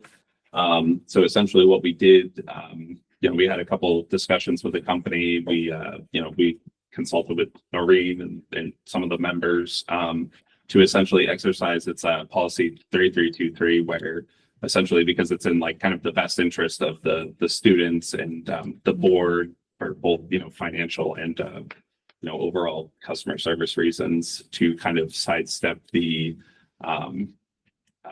bid process so that we could sign a new contract with them. So that goes into effect on March 10th, and it goes through June 30th of this year. Okay. So it's kind of like a trial basis, if you will.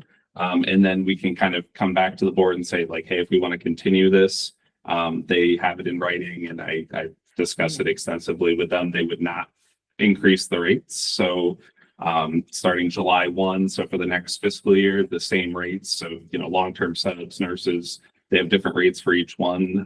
Those would stay the same, and then it would be kind of a year-to-year contract moving forward. Yeah, just to provide some additional information. Ryan's been fantastic during this entire process. Our Kelly service contract is a calendar contract, not fiscal year, so it's a January 1st. So it wasn't something that ends at the end of June, so it was timely. The other thing too is, I use the analogy, they kind of just slipped the new contract on the door. There was no notification. Like if we didn't read it, Ryan didn't read it and say like, hey, these prices are so much higher, and was just signed. So it wasn't until like he asked the questions, he started getting some answers, not to our satisfaction. But like we were the ones that like essentially noticed that it was a significant rate increase. There's no like highlight, they didn't highlight in the contract. They just said, hey, like here's our new contract for renewal. Can you sign it and give it back? And so certainly through that process too, we did have the reps meet with our administrative team so they could ensure that they're meeting our needs, and would be no disruption to our staff, because how our staff essentially like use the portal, they use the same type of platform to call it. So it's no changes with our staff, their passwords, their logins, nothing. And as Ryan indicated, we basically get a 3-month trial to reevaluate, and we can always bring it back to the board after that time. I have a question in terms of, so then do they charge you monthly in terms of how many subs you've used? And then they say like you use this many on these days, or how does it work? Yeah, so they both kind of bill the same, where, people go into the portal and they say like, we need a like a math tutor or math sub today.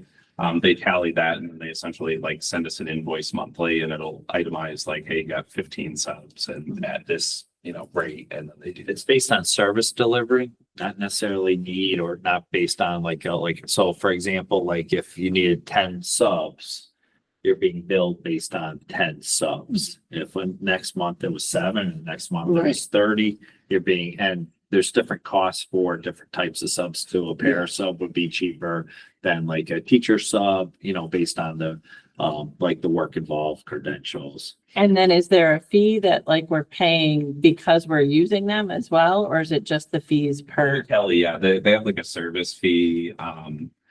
One of the big things that ESS doesn't have is like if you actually like the sub and it's someone who's there consistently and like a kind of consistent face in the community, we have the option of essentially offering them like a full-time internal position, which we have done in the past, but Kelly charges like kind of a significant amount, like as a, I forgot exactly what they call it, but like you're taking one of our, yes. Where ESS doesn't do that, a lot of the management spoke very highly that they want to, kind of like encourage that, so they don't charge that. So that was a nice piece as well. And they have Kelly had a couple other like little surcharge type of things involved in there too. I will say like going through it all, ESS is very transparent with their rates. Again, like most of the surrounding districts that either transition or already have, and I got a lot of positive feedback from other districts as well that not only are they coming in cheaper, but the customer service is much better too. And if we request 10 and they can only send us 8, they're only going to charge us for Correct. who actually shows up, right? They can't charge. Kelly was the same like that. So like, let's say like throughout the course of the month, you had, I'm just making these numbers up, but let's say like you had a need for 30 subs and they were only able to fill 15, you only bill for what they fill. Yeah, okay. I just wanted to double check that. All right. I have a question. So there's no penalty like getting out of Kelly, right? Correct. I confirmed that with That's Kelly. good. And then ESS has a transition kind of program where they take care of the whole Okay. setting everyone up and making sure that the transition is smooth. Okay. And is there any reason why, is there a lot like a not to exceed? We kind of have an idea of how much, right? It will be in our budget eventually. Is there a reason why we don't have like a bottom line number here? With subs, it's so hard to predict. Like that's what we've had overages That's in what subs you for did in the years. past. That's Yeah, what so we've had to do. We've had that be Okay. like a $200,000 number one year, it kind of, it can Okay. vary significantly. And I think we've tried to mitigate that by having more internal substitutes, so we're relying as heavily, but Yeah, if we have a building sub, we try to use them, but as we've said, if it's a specific special ed sub that we need, that's gonna Yeah, cost yeah, more than we need. Yeah.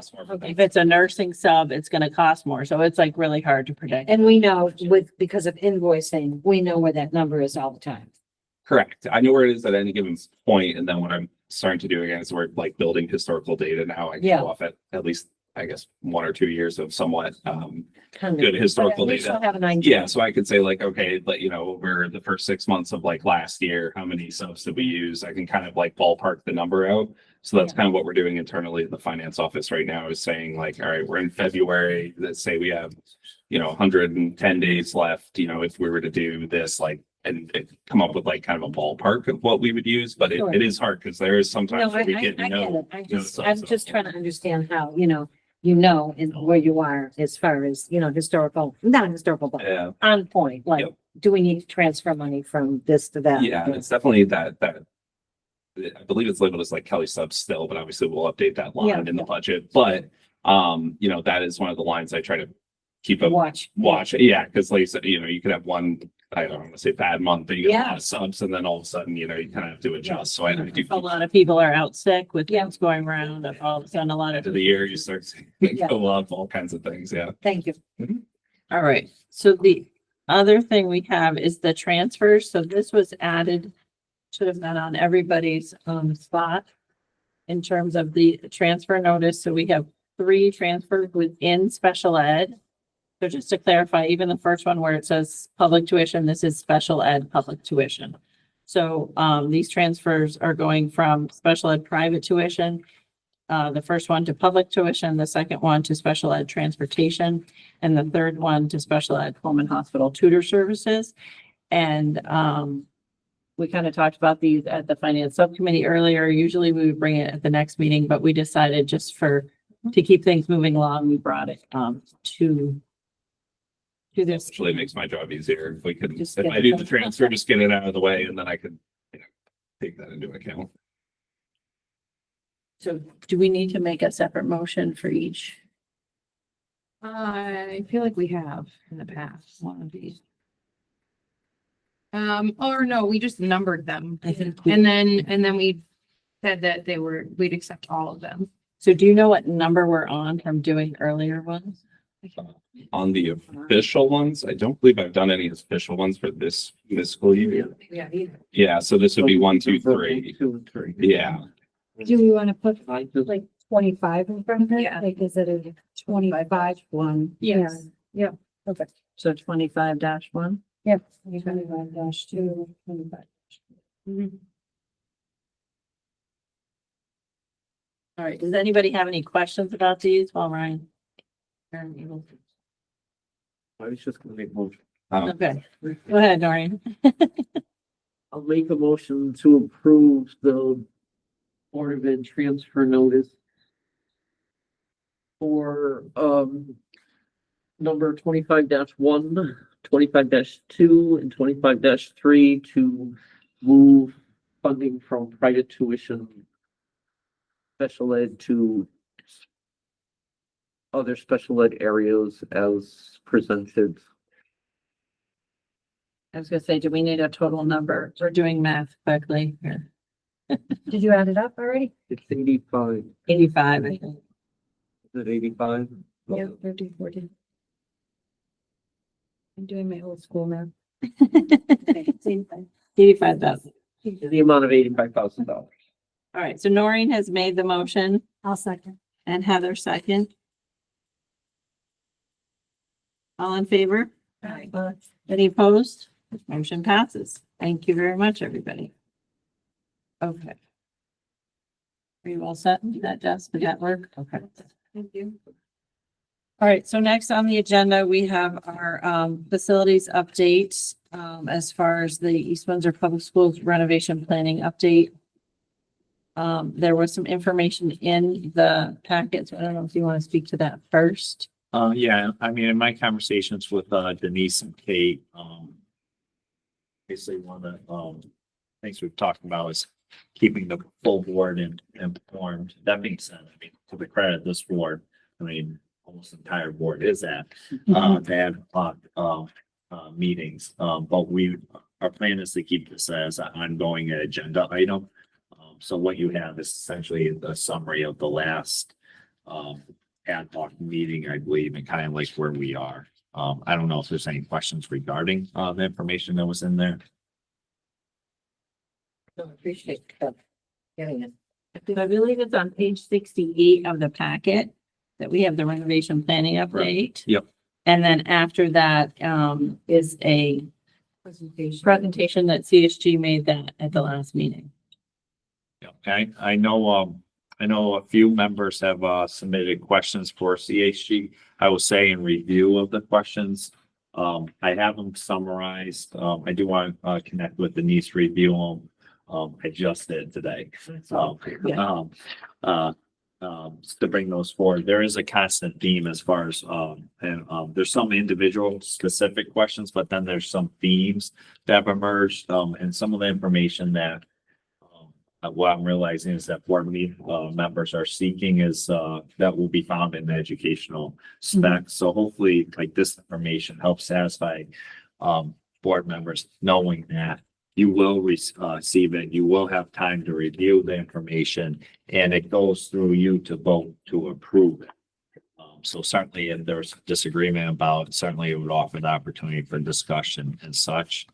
So CSG indicated that the final draft can be expected by April, and what I heard is that it should be sooner. I don't know if that was your understanding too, Denise. That the April date was like the safe date. And I would also say in that presentation, there's an example of the newsletter that's supposed to be going out. And that's on page 88 and 89. And that also kind of answers some of those general questions. They have a little bit of Q&A there that I think was really helpful as well to kind of bring the public kind of up to speed in terms of where things are. It's gonna be going up tomorrow. Wow. Tomorrow. In the newsletter. What about the survey? Every household. It's in the survey. It's in the So- survey. Are they editing the date on the survey? Yes. That's like, Yeah, that was discussed. okay. To the 28th, I think it's due back on the 28th, if I remember. 24th. Um, Still possible to get the draft that's done of the ed specs before the final one comes. Because of the amount of work that has to go into revising, it was really recommended to see the final. Because there's things that could lead to discussion, that will change. So we're just not gonna be able to see it. No, we'll get Oh, the yeah, ed We'll specs. see it. We have to. The finals, but we Yeah. can't see what they've not done yet. Every time it changes it's sort of what I saw with there was a. I understand that it can be fluid. I just don't understand why we, But one question can change like where a classroom is and the size of that and that they have to change the nurse's office and that, so what you have today isn't really realistic. I would be concerned if it was me looking at it, that I would have this idea of this one and then 2 days later, it's been changed by the architects to something else. And it's in response to questions from everybody. Yeah, and So, in fairness to the ed specs start with CSG, the initial draft, the architects haven't put their hands on it yet either. So I would imagine that you'd want the draft that the architects have had their hands on too. So they're Close just to starting to review those documents and providing input now. Patrick, are we gonna get Denise? I mean, I understand that they're talking about a community forum sometime in March. 3 of them. And, will this stuff be done and available and we'll have had time to kind of digest it before March? So based on the timeline, and from the last meeting, they indicate, yes, I will say I did put that as a theme as far as, because that was a theme for the questions too. So I did have that Yeah. question forward to CSG as far as Yeah. the timeline to address, because that was another thing. So there was a lot of questions that pertain to that specs, but then there was a lot of questions that pertain to community engagement and timeline. Yeah. So I have that as a general, question to, forward to them. And if you were at the meeting, Yeah. you were at the Yeah. meeting, you could see the faces around the room were like our eyes were rolling as to the timeline because it is so intense and so complicated, has to go from here to there, and they need 5 days to post it in the paper, and then it has to be approved by that board, and then it has to go. It is very complex, and I honestly still am very concerned that it's too aggressive of a timeline, but I guess we'll see as it goes forward if we can make like the March conversations and we get back the information from the survey and it's helpful, and there's so many pieces that have to fall in place. Yeah, I think, no, I was just gonna add, I think it is important to look at it as being fluid. I will say, I mean, Denise and I have spoken about that too. I've bounced back and forth, but I will say it's not lost to me when you consider the experts, both CSG and the architect. Just recently both said this timeline's very doable. Yeah. That's their words. And they're the experts, Yeah. so I guess we go with that. I'm still on, sorry. I'm gonna say my biggest concern, I think like we need the ed specs, we need all that. I'm looking at it from my own, like my personal background in all of this. No one is talking about how much this is gonna cost, and all of the ed specs and all of the ideas and all of that stuff. No one has discussed the amount of money we can afford as a town.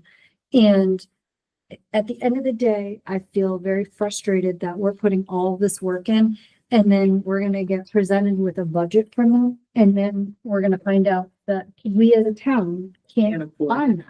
But that's what the process is for. But that's, I understand that, but they know how much it's gonna cost, and in general, they're professionals. They know generally how much it is to a square foot. But they're just getting to that.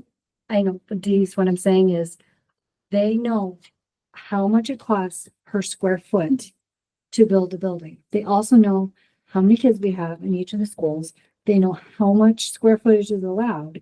They could figure out how much it would be roughly, and then we could talk as a town, how much can we afford?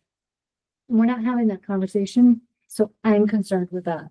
Well, Given that, we all are, yeah. given what you said and the conditions about the ed specs, my worry is that we're just, well, it's the flunkies that we sit in a meeting and then all of the rest of the stuff is gonna get pushed at us and say, oh, this is what we're doing, this is what we're doing, this is what we're doing, and we're not gonna have much of a chance. Patrick, do you feel that way? Cause I'm not feeling that I'm- yet. Yeah, I'm not there yet. I mean, the one thing, I mean, my understanding is the architects, I mean, they haven't been on board for that long in order to get the price tags. Like they need to do the conceptual, designs. And their contract isn't even signed. So they can't start really working until the contract is signed. So that's why I'm more concerned about the timeline that was approved. It was approved but not signed. It has to go through Yeah, legal, I there's a guess. or comment something. made that, and for, yeah, I should forget, yeah, good Why comment. hasn't that been signed? I don't think I understood that again. Because I don't know, some legal review thing? I don't know. I don't know either. The comment was made by the architect. That they need it signed. In the bid documents, wasn't there a certain amount of time that they have to sign the contract within when the bid was? Yeah, I awarded? would think. So they haven't reached that deadline, I guess. It's frustrating. Noreen, did you have something else? I don't want to beat the ed spec thing to death. Yeah. But I guess I'm going to. I'm having a really hard time grasping that we as the Board of Education who have to make the final decision. The 9 of us need to vote on this and approve these ed specs. I'm having a really hard time grasping the concept that I am not being allowed to see them because they're not done or they're not whatever, or they're here or they're there. I think we can all understand we're looking at something that's in a draft form and be able to look at it and understand that we can't call the architect and change this or that. I'm honestly at the last ad hoc meeting, I sat in the audience a little shocked when Samantha, right? Samantha. When she said that our current ed specs are double the size. We can't afford double our size. But there was no elaboration on that. Yeah, I don't know. And I understand where the ed specs are coming from. But I want to see them. I want to see a draft to anything because, and it's not that I don't trust anybody or that I don't agree with whatever. But my understanding is those ed specs get us to, this is what we need to educate our children in a proper manner based on what we as a district determined is the best means of going forward. And I'm really having just a hard time personally that everybody except the 9 people who have to vote on it has it. I don't have it. No, I mean that, those 9 people don't have it. Yeah, But there's people out there drawing up plans and conceptual things and doing this and doing that, and I haven't looked at or heard anything about what size is our cafeteria gonna be and are our kids gonna be in it together. That's just really kind of. yeah, so I'll give you like a perfect example of like, so there was a conversation regarding, the gym. And so like they had our high school gym at, an initial draft of 5,500 feet. And so this is the first time the architect is part of the conversation. He hasn't looked at the document, but he's just listening to conversation. And he states, well, the smallest the gym can be is 7,500. So if you plan on having a basketball court in the gym, you gotta increase it by 2,000 feet. So to bring like that to the board with things such as that nature, I don't know if that's the most valuable. How does CSG not know GSG, that? not know that. Yeah, I mean, do they not? That's the part that I'm That's the having. part, that's really giving, yeah, that's the piece They're because, professionals. They should know all that. So, and you know, I don't wanna look at any of it and say, okay, Noreen, you know that you need an 11,000 square foot thing. I wanna see what's in it. I wanna see what happened when CSG and whoever went out and sat with our teachers and figured out this, that, and the other thing.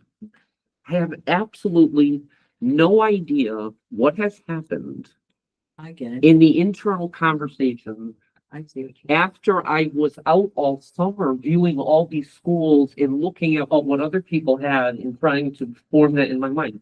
And I'm not saying I want to change anything. I'm saying I want to know what. yeah. What the science teacher said, what the math teacher said. Did you decide that you want our gyms located near an outdoor entrance near a field so kids can go outside? So Noreen, you're saying you That- want to see what the architect and CSG is seeing, the raw data. Yeah, if it's based on what we're gonna build this school around. But Yeah, the only thing I would say is, I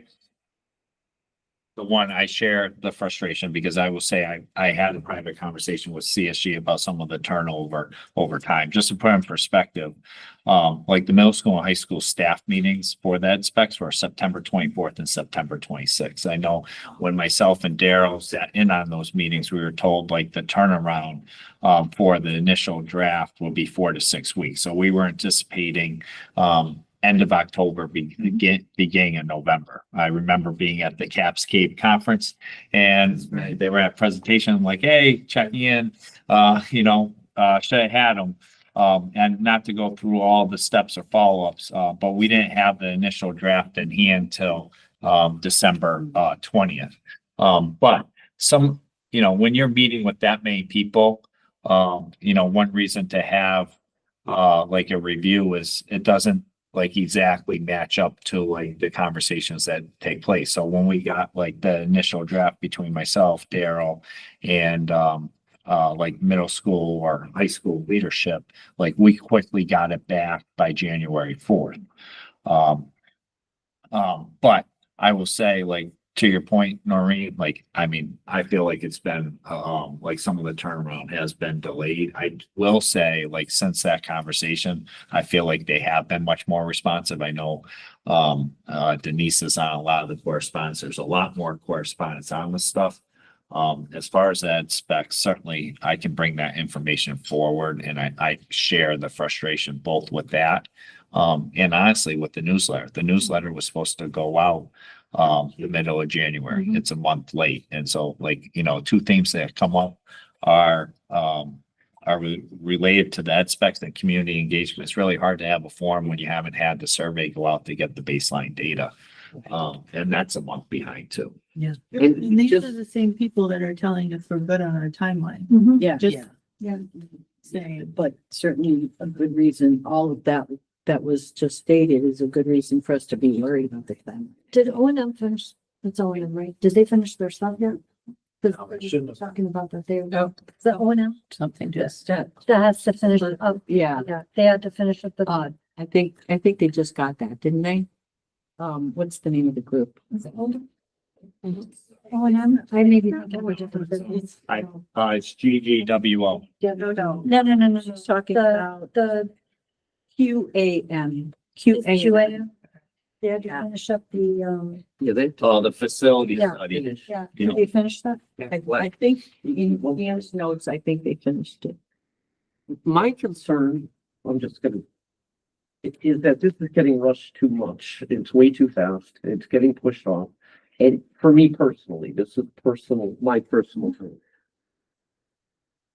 I will not be here in the month of May and still not have anything and be expected to make a decision to vote on this, to send to a public referendum or whatever, the spending of $50 million.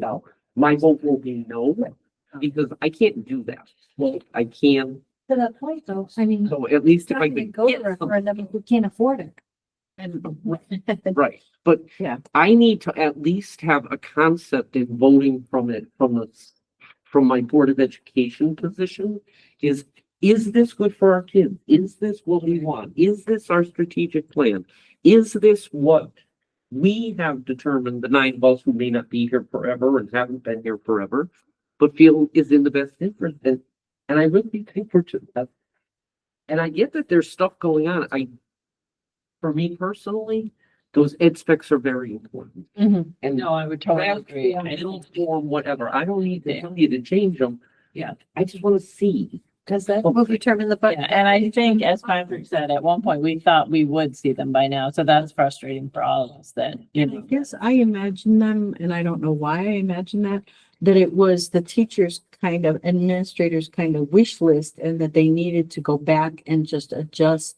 Patrick and Daryl and whoever had to go back and say, okay, I know you want 300 plugs because of blankety blank, but that's not a practical number. What can you really live with? And I thought that first time around was that, and then it had to go back to CSG for, okay, now this is real numbers.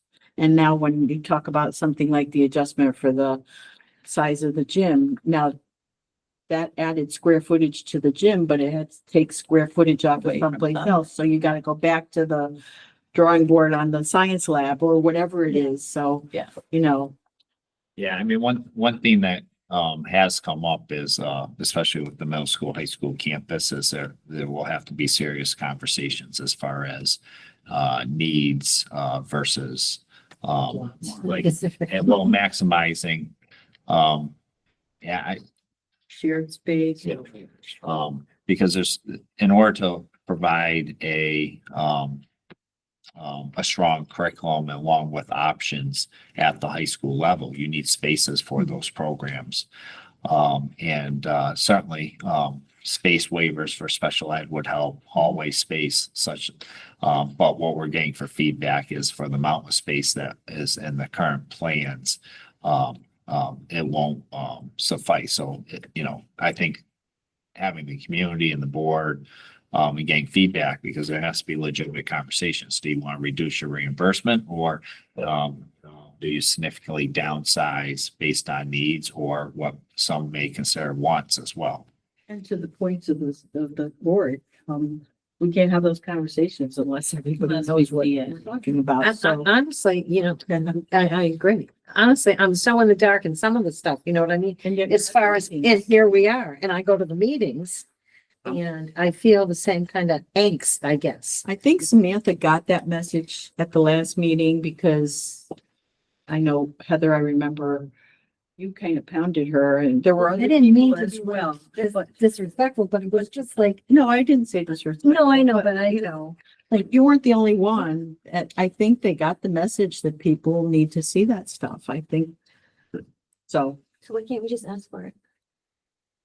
I have a What's meeting that? with them on Friday. so I feel like that would be an appropriate time. And then also, obviously, public meeting is also powerful. I think reiterating that at the next meeting, which is on the 19th, that this is what we're receiving for feedback from our full board.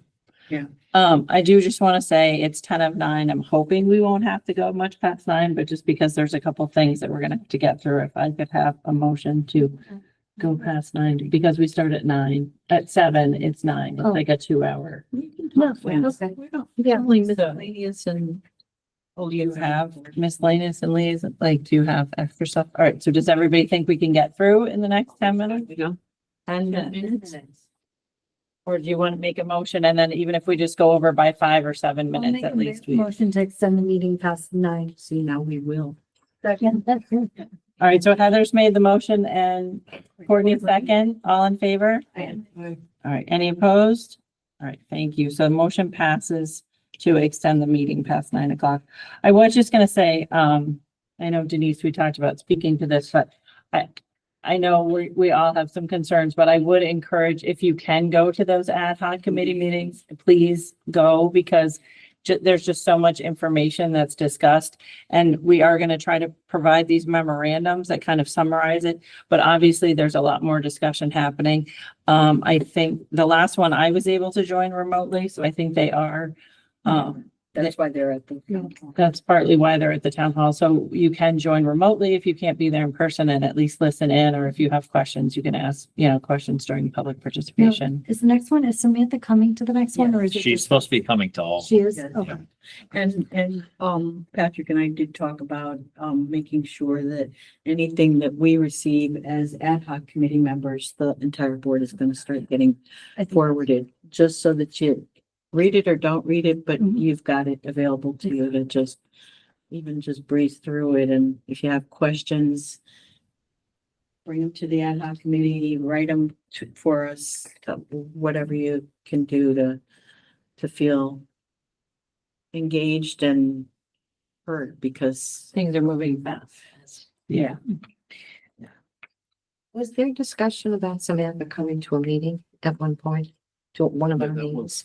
There was. That last meeting. There was. Is there any chance that she might come? I'm sure that could be arranged. I would say, He mentioned something about. Yeah. There was no definitive, But- you know.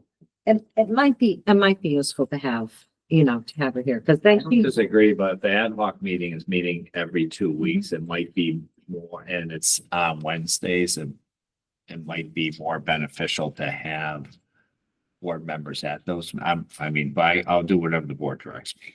I think it's different sitting before the Board of Education, Patrick, quite honestly, and having the ad hoc for her to sit in front of a whole board to say, Ask, and we can ask questions. yeah, this is where we are, and this is what Suggestion would be a special meeting then. would be, for rather it's just than about that. Yeah. Yeah. rather than- Yeah.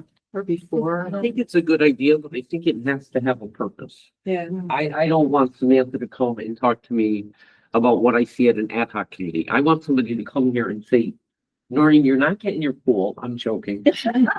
But yes, we are. Well, and We took into consideration the hydroponic situation that we've been cultivating in the science department, and that's what I want. I don't want her to come and say, well, yeah, we're working on it, but it's in a draft form and I can't give it to you. And then it floats and so when they do the ed specs, will that be a presentation that they do, or will it just be? I think what Noreen's describing though is more appropriate for the architects than Yeah. CSG too, though. well, that concerns me, Patrick, because I'm having a hard time with the concept that an architect is out drawing what we're having when we have no idea what that is. We, as the Board of Education, have no idea that the door is going to be down that end for that, and it's gonna be over there for that, and we're gonna have congregated space in the middle. But that is what the architect's gonna be doing, not Right, well- CSG. But based on what? The Just the specs that numbers. we have voted on? Or a guess that, well, this is what we think it's gonna be, we're just gonna assume they're gonna vote on it and it's gonna be yes. Well, I think Samantha had said, what I took was Samantha had said, as the schools, ed specs get finalized, they're gonna start the drawing process. I actually thought I heard her say they were starting the drawing already. They have not. But I may be wrong in what I had heard. And then as they're drawing that, then in the ed specs get like finalized, we'll see them. But I agree. I 100% Yeah. agree with what you're saying. And I really don't wanna beat it anymore, and I don't wanna, it seems like it's moving very fast, but we are not a party to it. I would agree. When we were the party to it that started the entire thing. Mhm. And I know you guys are on the ad hoc committees and I've been there and I've watched them. And honestly, your last one, I didn't know why you weren't all sitting there like banging yourself. It's like, Well, we're the ones that started it, but we're also the ones that have to approve it. Finish it. So absolutely, absolutely. The concerns so of valid. if she comes, I would just like it to be a structured, purposeful meeting, not a winging it. kind So of. when are the ed specs anticipated to be done? We're hoping to find out tomorrow. No, I mean, Information. that's already been reported. I mean, the finalized, she said, April, but what she really. Given that turnaround time, like, can we do a special meeting to just see the current status of the ed specs? Because if they're drawing things up based off of like what we said, what they have right now, and we're not offering any input on what they have, I don't know if that would be beneficial. I'm sure it would create more work for them to have to put together a presentation on what they have if it's so fluid and not finalized.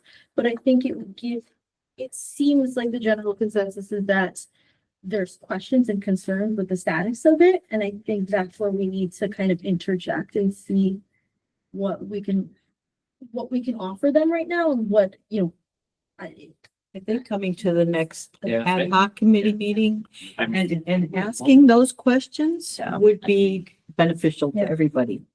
Because them coming from the ad hoc committee is one thing, but if you're right there under public participation, you say, I'm a Board of Ed member, here are my concerns, here's what we want. We had discussion about it at the Board of Ed meeting, and why can't you give it to us?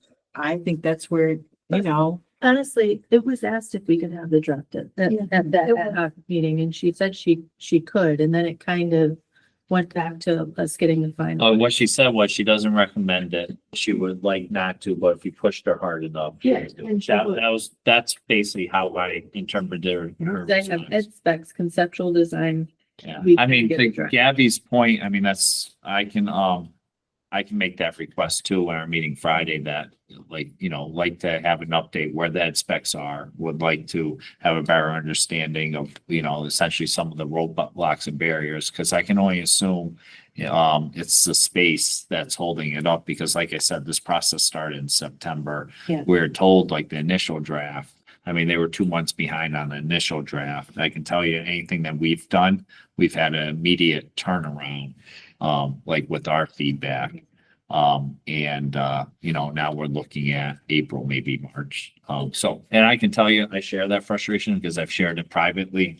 And so I know where it's coming from. But I think that, and I appreciate that, Patrick, as far as you're saying that, but I think collectively, if we say, you cannot expect us to move forward when half of us feel like we're pretty much in the dark in terms of what is going on. You tell us, we're spinning our wheels. We need a concrete date for this. and we've been asking for the timeline, and now the timeline on the beginning end is moving this way, and yet the timeline for the end is changing. So we're just getting squashed. Yeah, I would say the two themes with the questions that have come through have to do with timeline and ed specs. So, I mean, I can focus on, say, the board has concerns with this, would like to update, Yeah. want to know, like, to ensure that they have feedback, would like to have something presented as far as, even if it's about the barriers and challenges, to keep them informed and can streamline it in that way. All right, I'm just gonna note that it's now 8:58 and we're still on the same thing. So if we could move along, I know that we voted to go later, but I was hoping it would not be much later. So do we have any other liaison or subcommittee reports in general? Do other people have?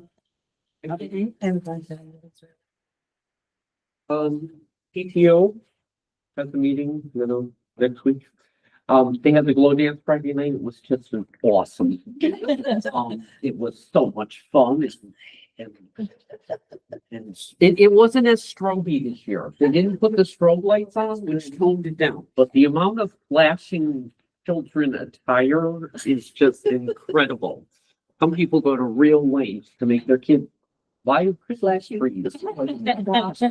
It wasn't fall. So that was it was very well attended. Athletic subcommittee, we met a while ago. We had discussion regarding the policy that had come up a while ago. And in conversation about that, there's some tweaking that need to be done about that, and it seems like it's something that needs to come back to the entire board to discuss it from a financial perspective. So either through budget or probably just a big meeting to discuss our options and the costs and whatnot. That was athletics. I I went to the block party at the high school and there's You my. got your shirt. I was just gonna say. I wear my Panther shirt when it's coordinating. It was very nice. Went to the game afterwards. It was nice. I just walked around with the teachers and the kids and, one interesting thing came from it that maybe we can discuss at another meeting was, I was talking to a group of teachers and, the idea of us as a board or portions of us as a board meeting with the student council would be a good idea, a nice outreach to see how our students feel. One of the teachers told me, honestly, if you want the truth, they're the ones who are gonna tell you because you can't do anything to them. That was very nice. And then one last thing I need to touch on, I sent you all an email as, March is Board Appreciation Month in the second grade classes. Have asked, because they send us those lovely cards every year. They would like for the second grade class this year to understand what we do and why they're thanking us. So on February 21st, I will be going into the classroom. They have 4 classrooms. They can double them up and I can stay for both of them, or if we could get 4 of us or even 3 of us to go, it's at like 10:40. 10 o'clock to 11 o'clock-ish, and they basically dump 7 and 8-year-olds and explain to them what we do and,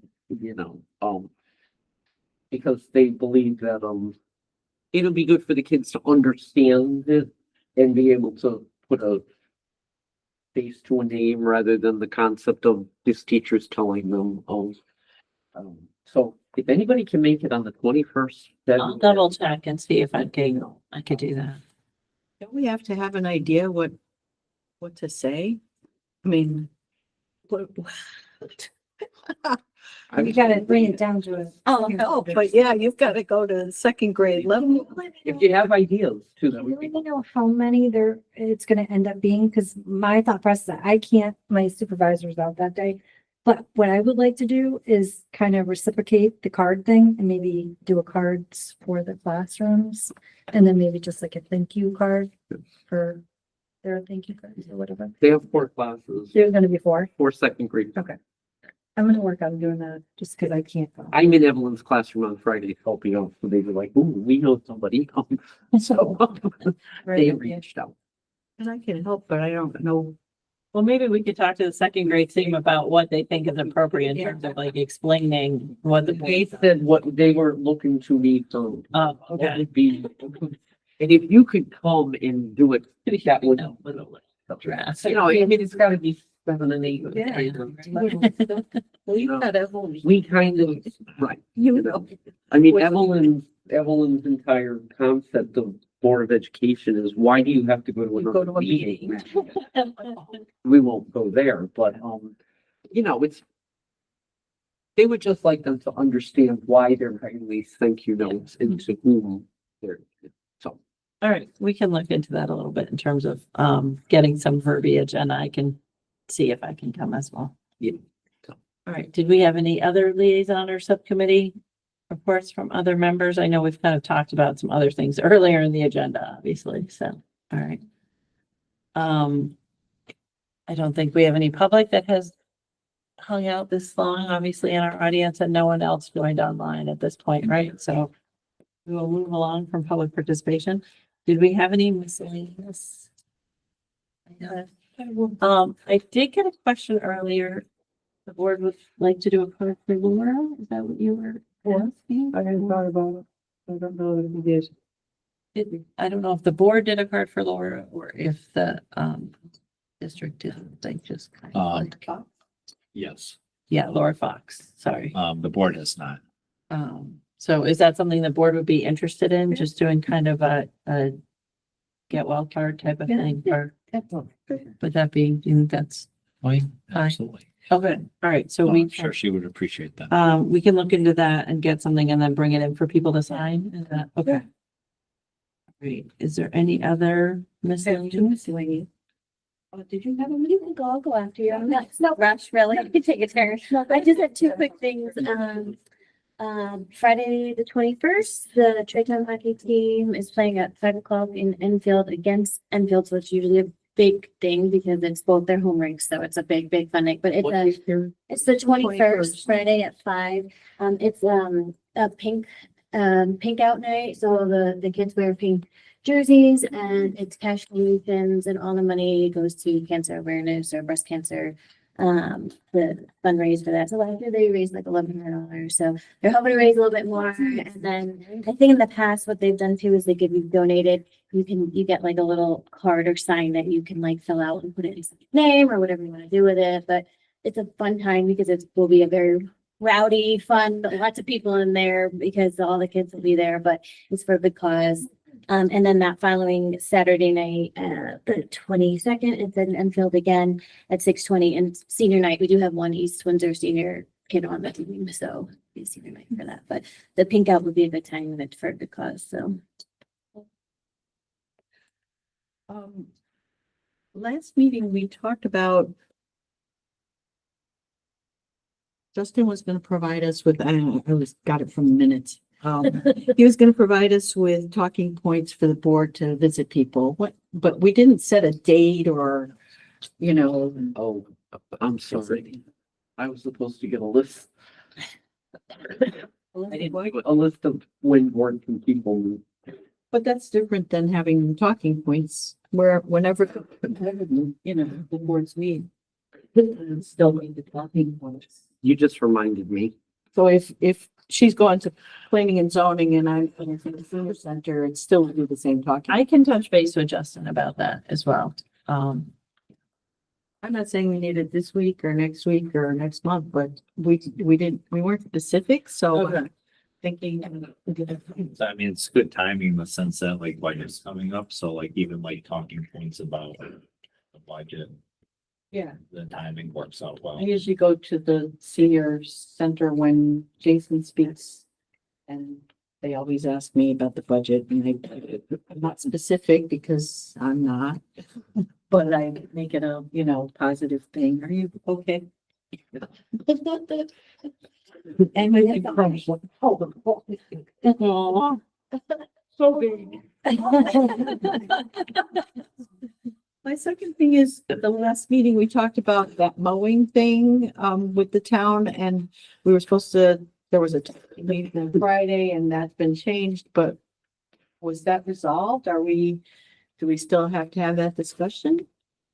Sorry, can you repeat that? The mowing? It's the MOU with the town. Oh, the MOU, yeah. It's still in discussions. I mean, whether it's most appropriate for the finance subcommittee or whole board, certainly. There's some options to consider, and I know that we've been struggling to find a common date and time to go across as far as I believe myself, you, Maureen, and Kate. Yeah. Jay. And sorry. And Jason. Yeah. Oh, well, that's why she like across the whole. Across. Yeah. Yeah, The sorry. street. Okay. I had texted you that I had saved Friday for it. No, They weren't. yeah, and I believe what happened with that time, because he had a small window of time, is we then gave that to the architects and CSG. Okay, so that's still up in the air. But we do need to get that. So I mean, I know it's been a long night, but people have a couple minutes. Yeah. Couldn't come up with dates for them. I just wonder if we take a few minutes after like a meeting, like either next Wednesday or like when we're all there, either before or after, find some time and we piggyback. So for example, like we'll be there next Wednesday at 6 o'clock. I mean, I can put it out there. But that's the ad hoc committee. Yeah, but like to meet prior, because we all know that we're going to be there anyway for. So just tell Jason, we're gonna be there at 5:30. Yeah. The only issue is checking the time for the public hearing. So you're saying you're gonna be there at 6. Okay, so 5:30. I gotcha. Sorry. Yeah, whatever. If people are comfortable with that, I can float that out there. Yeah, sure. Yeah. I'm sorry, I didn't understand that just from your text. It's just, Sorry. that's okay. All right, yeah, I could probably do that as well. You know, on the 19th. Those were my two miscellaneous. All right, did anybody else have any other miscellaneous? Fran, did you have something? Did you have any miscellaneous? I do not. Okay, I would entertain a motion to adjourn. Yeah. Moved by Heather and seconded by Fran, all in favor? Courtney seconded. All right, it is 9:11. Closing.